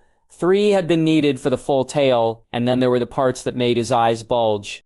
When he looked up, he could see that the Green Man had arrived, along with the Blackfish and Brienne of Tarth, both of whom still confused him due to their oddly close relationship. He looked at the king. Clegane had black eyes that were totally black, and Tyrion writes of a Valyrian spell of possession. How can this be? The king raised his own eyebrows, and then shook his head. I don't know, Sir Kevin. It's baffling to me. However, whilst my first thought was to associate Valyrian with Targaryen, my second thought was to realize that it can't be the girl. If the Targaryens had access to such magics, then I, or Jon Arryn, or Ned Stark, would have seen a black-eyed assassin in the rebellion. We did not. This was a good point. Shrewd enough that he looked at the king for a moment and then nodded. Yes, the man had truly changed. He would never be a great thinker, but when his mind was unclouded by wine and food and whores, he could see clearly enough. Damn Cersei. Yet again. Lord Lannister, the king said. You were close to the Mad King before he went truly mad. Would I be right in my thinking that he never had access to such magic? There was a pause as the Lord of the Westerlands narrowed his eyes in thought before nodding. I think that you are right, Your Grace. Aerys Targaryen often complained about how much his family had lost in the long years since the fall of Valyria. And it must also be remembered that the Targaryens were not numbered amongst the most powerful of the Dragon Lords. I cannot recall of any similar incident in all my years at court or elsewhere, and if Aerys had been able to cast such magic, he would have. He would have used it to escape from Duskendale at the very least, and he would have used it against you, Your Grace. The fact that no one did is significant. Such magic was unknown to King Aegon, Your Grace, the Green Man said in a voice laden suddenly with the years. He would never have used it, and like the Mad King, he complained about what his family had lost, but he never had access to it. The king nodded somberly before looking at Jurian.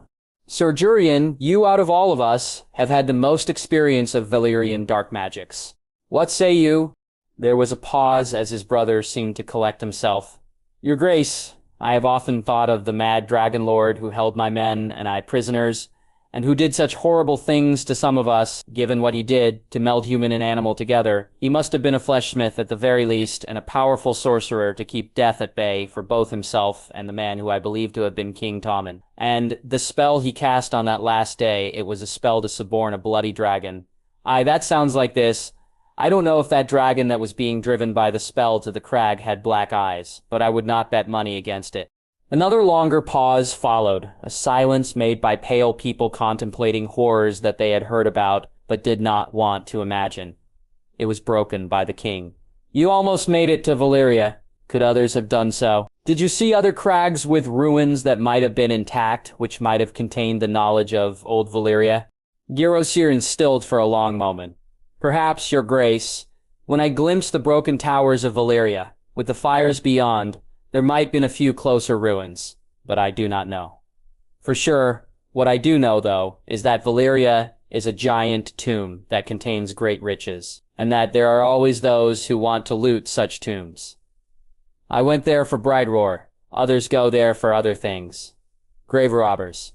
Most die, and I regret that retrieving Bright Roar cost me so many of my crew. But if I could get so far into the smoking sea by being cautious and careful, what is to say that someone else could do so as well, and discover other things, other knowledge? He shook his head. I just hope that they do not pay the same eventual price as Arya Targaryen. Valyria is a place that none should ever approach. I was a fool to go there. He eyed his brother and then nodded. The king did too. So, he rumbled eventually, we must be mindful of this. My lords, care to your men. Have your lieutenants go about them where you can, according to the messages from Winterfell. The mountain complained of dark thoughts and dark dreams before he was possessed. Ask if any of your men feel the same. The assembled men nodded and muttered agreement, before Sir Barristan solemnly cleared his throat. Your Grace, Lord Tyrion writes that the warnings glowed red near the body of Gregor Clegane before it was burnt. The warning are the work of the first men, so is Stormbreaker. It might be that it, too, glows in the presence of such foul magics. A very good point, Sir Barristan, the king agreed. Very well. I shall ride up and down the column tomorrow as we ride north.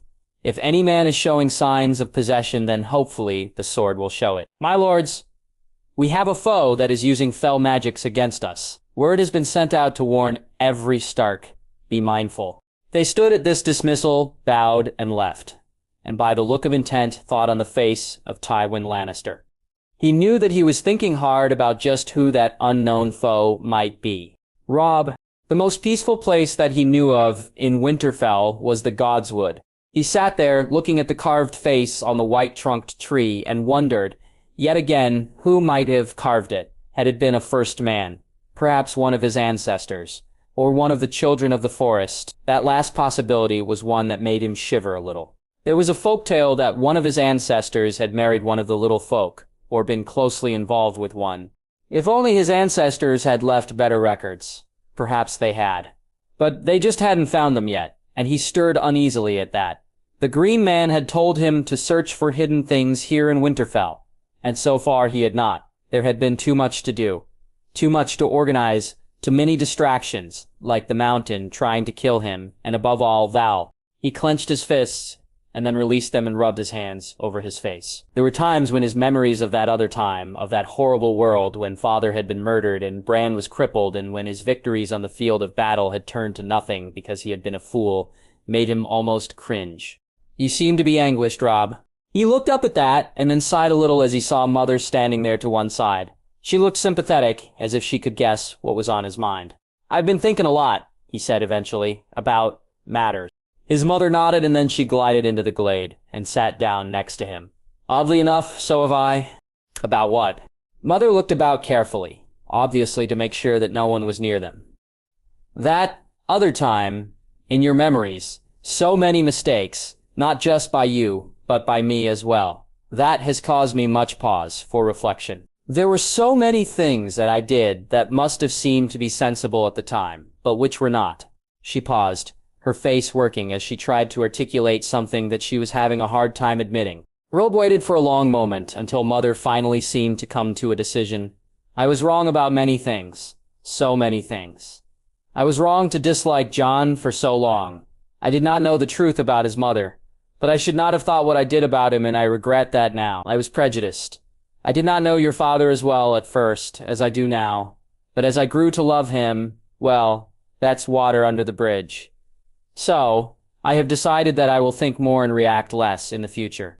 There was a pause as he thought about this, and then he nodded. Thank you, Mother. You said I looked anguished. You do. She looked at him shrewdly. You are thinking about Val and how the heart wants what the head denies. He laughed softly for a moment before admitting, yes. Mother eyed him carefully. I have a possible solution, but 'tis only a theory. Confused, he looked at her. A theory? Have you ever asked Val about her parentage? He blinked. I can't say that I have. Why? I have, and you should, she said, that her mother's name was Rowan and that she came from a great hearth just south of the wall. She and her sister are well-spoken, they are well-educated, and they are unlike any other wildling that anyone has met. They sound almost like northern nobility. Now, what great hearth exists just south of the wall, Robb? He looked at his mother, genuinely stunned. The last hearth? And then something dawned on him. Wait, Rowan Umber? The daughter of Mors Crowfood Umber, the Great John's uncle? Perhaps, Mother said intently. Perhaps this Rowan is on her way to Winterfell. I have had a word with a few people, and Ned Umber is coming as well, escorted by his great-uncle, because I think that the Umbers think that young Ned is a match for Arya. The thought of anyone being a match for the force of nature that was Arya made him pause for thought, and then pull a slight face. The poor lad seemed too weak a thing to say. He made do with, well, that should be interesting. Then he paused. When will the Umbers arrive? And Rowan. This Rose should be here in a few days. The same with the Umbers. And then Mother just looked at him. Don't get your hopes up too much. It's just a theory. And if it's wrong, then there are times when even the heart must listen to the head. Aye, he muttered. But if it's right, then Val is half Umber. And that might be the advantage that the heart needs. Mother tilted her head at that, and then she kissed him on the cheek and departed. leaving him alone in the godswood, staring at the heart tree again. He never knew afterwards how long he sat there, staring at the face carved on the tree. But all of a sudden, the moment was broken by an abrupt feeling that someone was watching him. Some undefinable feeling of, not unease, but certainty, that someone was out there. Something creaked in one of the branches above him, and as he looked up just for a moment, he thought he could see something with green eyes watching him, through a branch or three before that thing vanished upwards. When he left the godswood, he had the oddest feeling of rightness, as if something was suddenly very right with the world, and that he needed to start to search Winterfell. Starting with the crypts. Jon Arryn, he sat at his desk and then ran a hand over his face, before looking at the Grand Maester with a certain amount of weary confusion. So, my wife has recovered from the fever that she had after her trip from the foxhold, but you are still not sure if I should confront her. Pycelle sat there for a long moment, his shoulders slumped in what looked like genuine concern. Lord Arryn, your wife, or former wife, after all she has done, was grievously wounded and has barely recovered from that wound. There was also a certain amount of mental disarrangement, if I might be permitted to describe it as that. Her actions surrounding your son and getting him addicted to his medicine speaks of, well, it says that she was not well, mentally speaking, at the very least. Sending your son to Winterfell and then executing the traitor Baelish seems to have accelerated that decline, which lead to her vicious attack on you. Your wife veers between being stable and being unstable. I cannot predict how she will therefore react when she lays eyes on you. My lord, she might attack you again. He sat there for a long moment. Grand Maester, that is a risk that I must be willing to take. He paused again, thinking of the times that he and Lysa had gone through, and then she tried to kill me after I killed the man that she had betrayed me with. Baelish was a traitor. He committed crimes that I still cannot understand. And yet she was obsessed with him, and tried to kill me as a result. But as she is the mother of my son and heir, I must question her. Pycelle absorbed this with a worried frown, and then closed his eyes and nodded slowly. I understand, my lord. In which case, I suggest that you go in with a trusted man, just in case. And with that, he stood, bowed, and shuffled out. He sat there for a while thinking about his past wives. Was he cursed? Yane had died birthing a stillborn daughter. Rowena had died of a chill without giving him many children. Lysa had had many miscarriages before delivering him a son, whom she had cosseted, kept close to her, and poisoned to make sure that he depended on her. Enough, enough, he stood up. Quill? His faithful servant stepped forwards. My lord, it's time to see my wife. He gripped the dagger at his hip, and then smiled a mirthless smile. Be mindful of her instability. Aye, my lord. They pattered down the steps of the Tower of the Hand, and then made their way across the courtyard to the Red Keep. The palace was quieter than it was normally due to the absence of the king, and the actual Hand, making it rather more pleasant to be around. That said, as he climbed several flights of stairs and approached the room in which Lysa was being kept, a ball of vague dread formed in his stomach. He was not looking forward to this. As the door opened, he could see that Lysa was sitting in a chair by the fire, looking at it with a hopeless, dead-eyed stare. He stepped into the room, Quill behind him, and as the door closed, Lysa finally turned to see who had entered the room. The moment she laid eyes on him, she froze with shock, her eyes widening almost comically. He eyed her wearily before walking over to the nearest chair and sitting down, conscious that Quill was glaring at Lysa the entire time. Only then did he look at her. Lysa. She looked at him with eyes that were filled with horror before her mouth opened and then shut several times as if she had no idea what to say to him. The best response was a sardonic look and then a slight smile. Yes, you failed to kill me. He leant back, feeling weary of this already. I want to know why. Confusion filled her face. Why? Why you betrayed me? Why Baelish?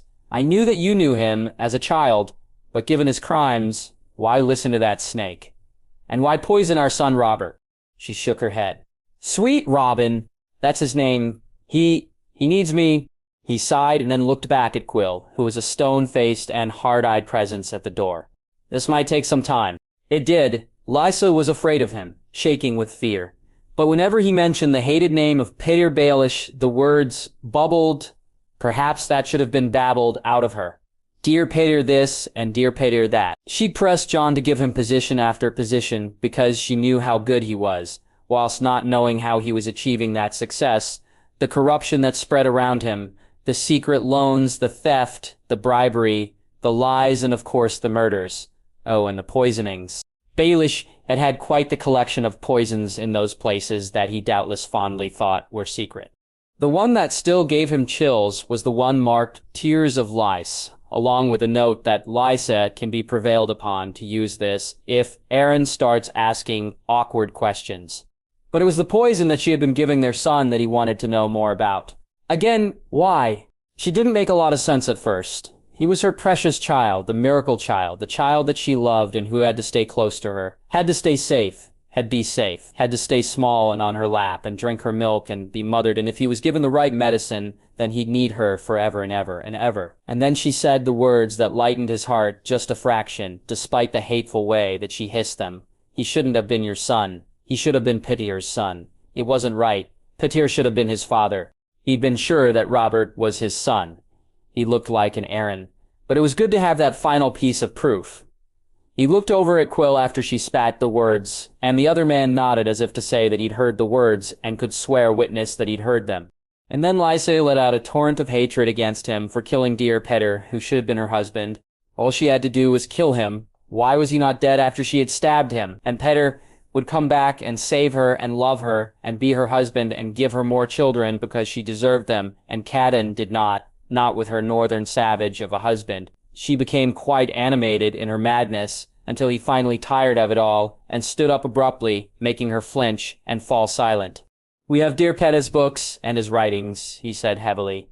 "He seems to have seen you as a useful idiot, a clingy, useful idiot. If he was in love with anyone, if such a man could love anything, then it was your sister, Catelyn Stark.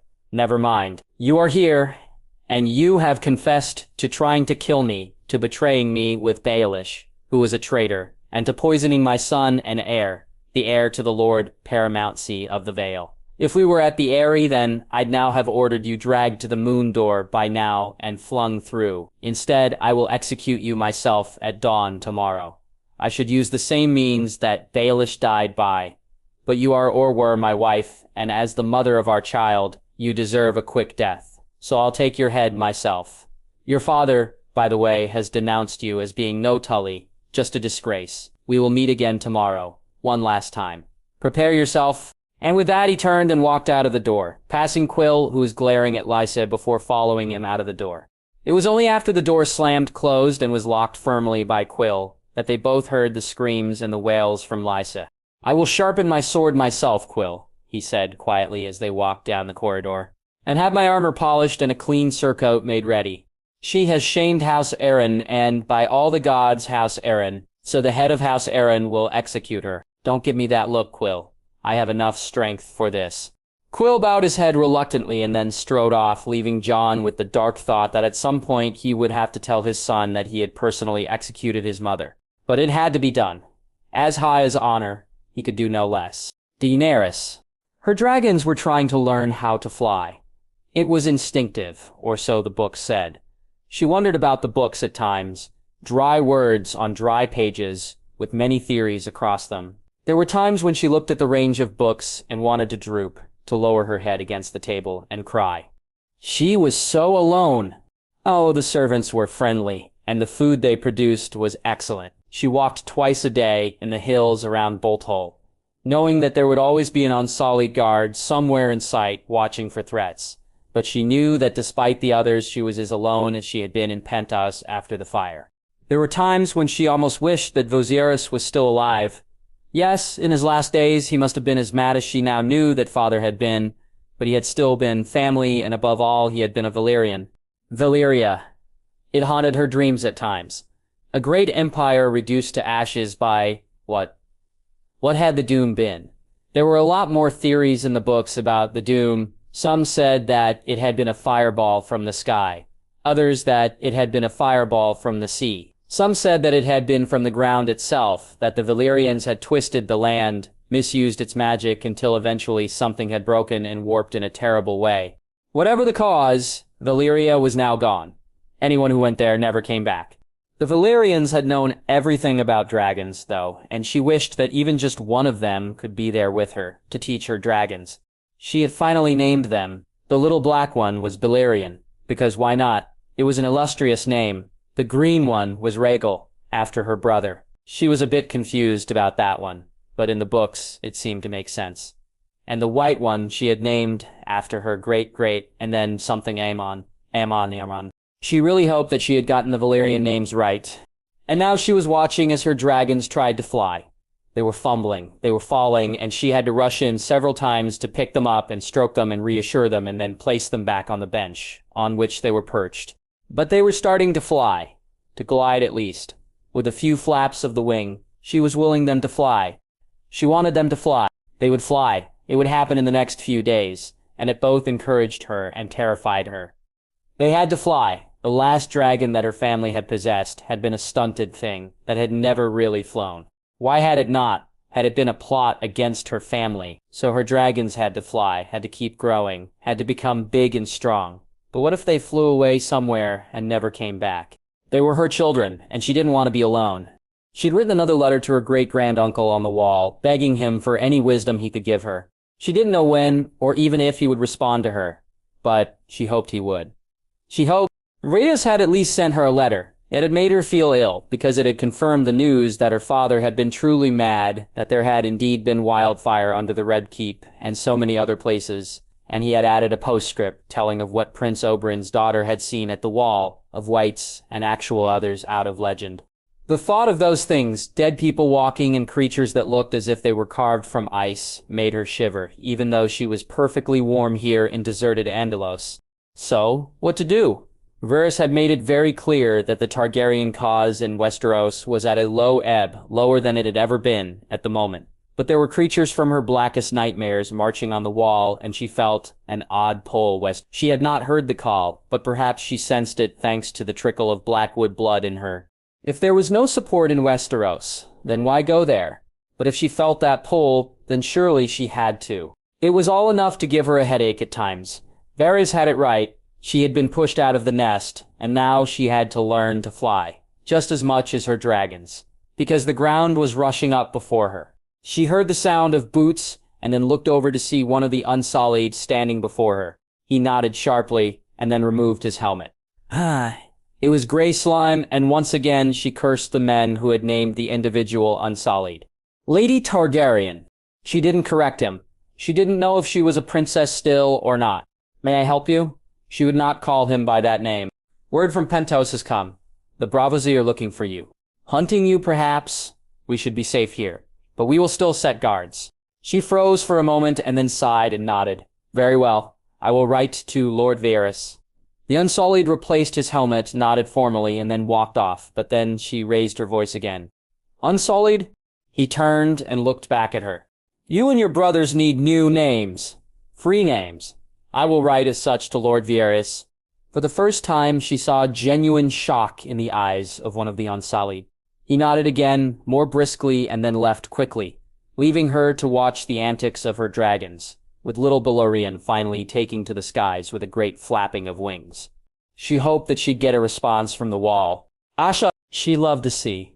Being back on a ship had made her sigh with relief, but they'd been on a river at first, and rivers were not the sea. Rivers limited your course. Rivers had too many shallows. Rivers hemmed you in. The sea was different. The smell of the spray, the sound of the gulls, the sight of the dolphins gamboling alongside the ship as they cut through the waves.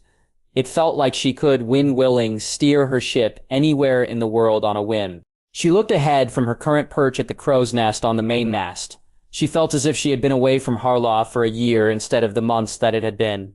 No further news of battles or skirmishes had come from the Iron Islands, and she'd been both encouraged and made nervous by that. She knew that the peace would only last for a short time until Nuncle Roderick met Father, and she had no idea what Father was planning. It still made her uneasy that she could not trust Father anymore, but there was no other way to view the matter. Father had thrown his lot in with Damfair, who was just insane. And after all her time in the north, what she had not just heard of, but actually seen in front of her eyes, she knew that that was madness. Barrowtown had left a mark on her. Seeing those things in the mist had chilled her very blood. She shivered a little, and then looked down. Yardia was at the prow, looking out at the waves with a look of awe on her face. The wildling girl had stopped throwing up all over the place, which was a mercy, and was watching the sea with a look of wonder. Jon Bloody Stark had better treat that girl well. Something tickled in her nose for a moment, and she looked ahead again, narrowing her eyes a little, before taking a look at where the sun was in the sky. Given the wind, how long they'd been sailing. Could it be Harlaw, already on the far horizon? It was. The island loomed before them. After a while, and she descended down to the deck and took the helm herself, peering ahead at the landmarks, and then setting a course for 10 Towers. She could tell that they were being watched from the shore, and the moment that she clapped eyes on the island, she had the banner of House Harlaw and her own personal standard hoisted. Nuncle Roderick needed to know that she was back as soon as possible. That said, she was glad to see a pair of ships ahead of them as they sailed down the coast to 10 Towers, guard ships.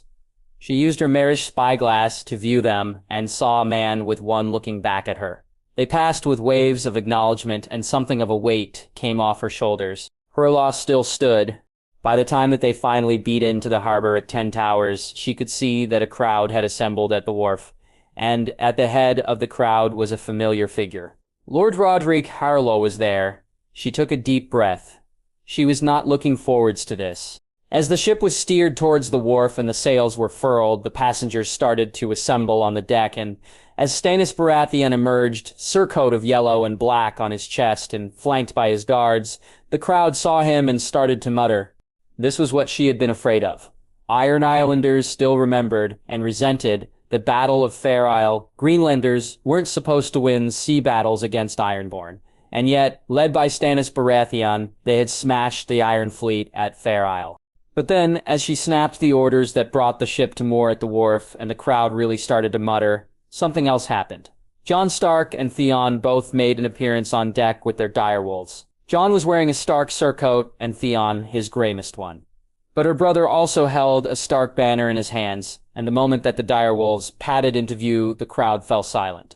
The moment that the mooring was complete and the railed gangplank went down, Stannis Baratheon strode down it, not even touching the handrails. His guards followed him, along with Jon and Theon and their direwolves, with Asha trailing. At first, Nuncle Roderick's white and strained face was focused on the Baratheon on the dock, and she knew that he had to be thinking of his dead sons. But then she could see his eyes take in the fist pin on the chest of the other man. "My Lord Hand," he said the words flatly, but then bowed formally, and she let out a sigh of almost relief as she heard him say those 3 words. "Lord Haxley." Stannis Baratheon nodded in recognition before looking about. "The Iron Throne recognizes your voice here, and supports you." The Iron Throne heard the call as well. There was another bout of muttering that ended as Nuncle Roderick bowed again, even more deeply. "My thanks, my Lord Hand." And then he looked at Jon Stark. "You would be a Stark then, a son of Lord Stark." The young man, who looked so much like his father, nodded at that, and then took a step forwards, one hand on the head of his very alert direwolf. "I am Jon Stark, the son of Eddard Stark.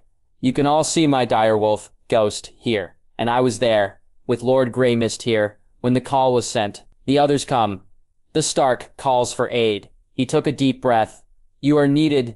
There was a moment of stunned silence, and then the crowd erupted into wild cheering. She closed her eyes and sighed deeply as she released the strain that had been on her. When she opened her eyes, Nuncle Roderick was wands in front of her. "I hope that you'd bring a letter of support from the king, not the hand of the king." He sighed and gave her a strained smile. "Stannis Baratheon is an awkward man. That said, he'll be the Marlin Spike to the head that your father won't expect." "There'll be more than one Marlin Spike to the head," she muttered, as she jerked a thumb in the direction of Theon, who was still standing there with his bloody direwolf. "Lord Greymist, he's my brother, Theon." Nuncle Roderick eyed Theon and his direwolf, and then looked back at her. "You what?" "He's renounced the Greyjoy name and heritage. Says that the moment that father started to rebuild the Iron Fleet, he also all but gave up on him." She paused for a long and reluctant moment. "He speaks the truth, to be honest."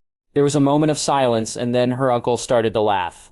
"So," he said, eventually, "your brother has inflicted his own form of vengeance on your father. You are now his only heir?" "I am." She almost spat the words. Nuncle Roderick nodded again. "Good, you deserve to be." He looked at Stannis Baratheon and Jon and Theon. "We need to get them all up to the towers." "Nuncle, there's a lot I need to tell you about." And now I need to ask you about what the Stonebrows said about me passing on what I know to my sons. She cringed a little. Nuncle, that must have been because my wife is pregnant. He said the words with a certain astonishment and wonder in his voice. She blinked at that. Nuncle, she said eventually. You old dog. To her amusement, he blushed. Yasha, I'm only human.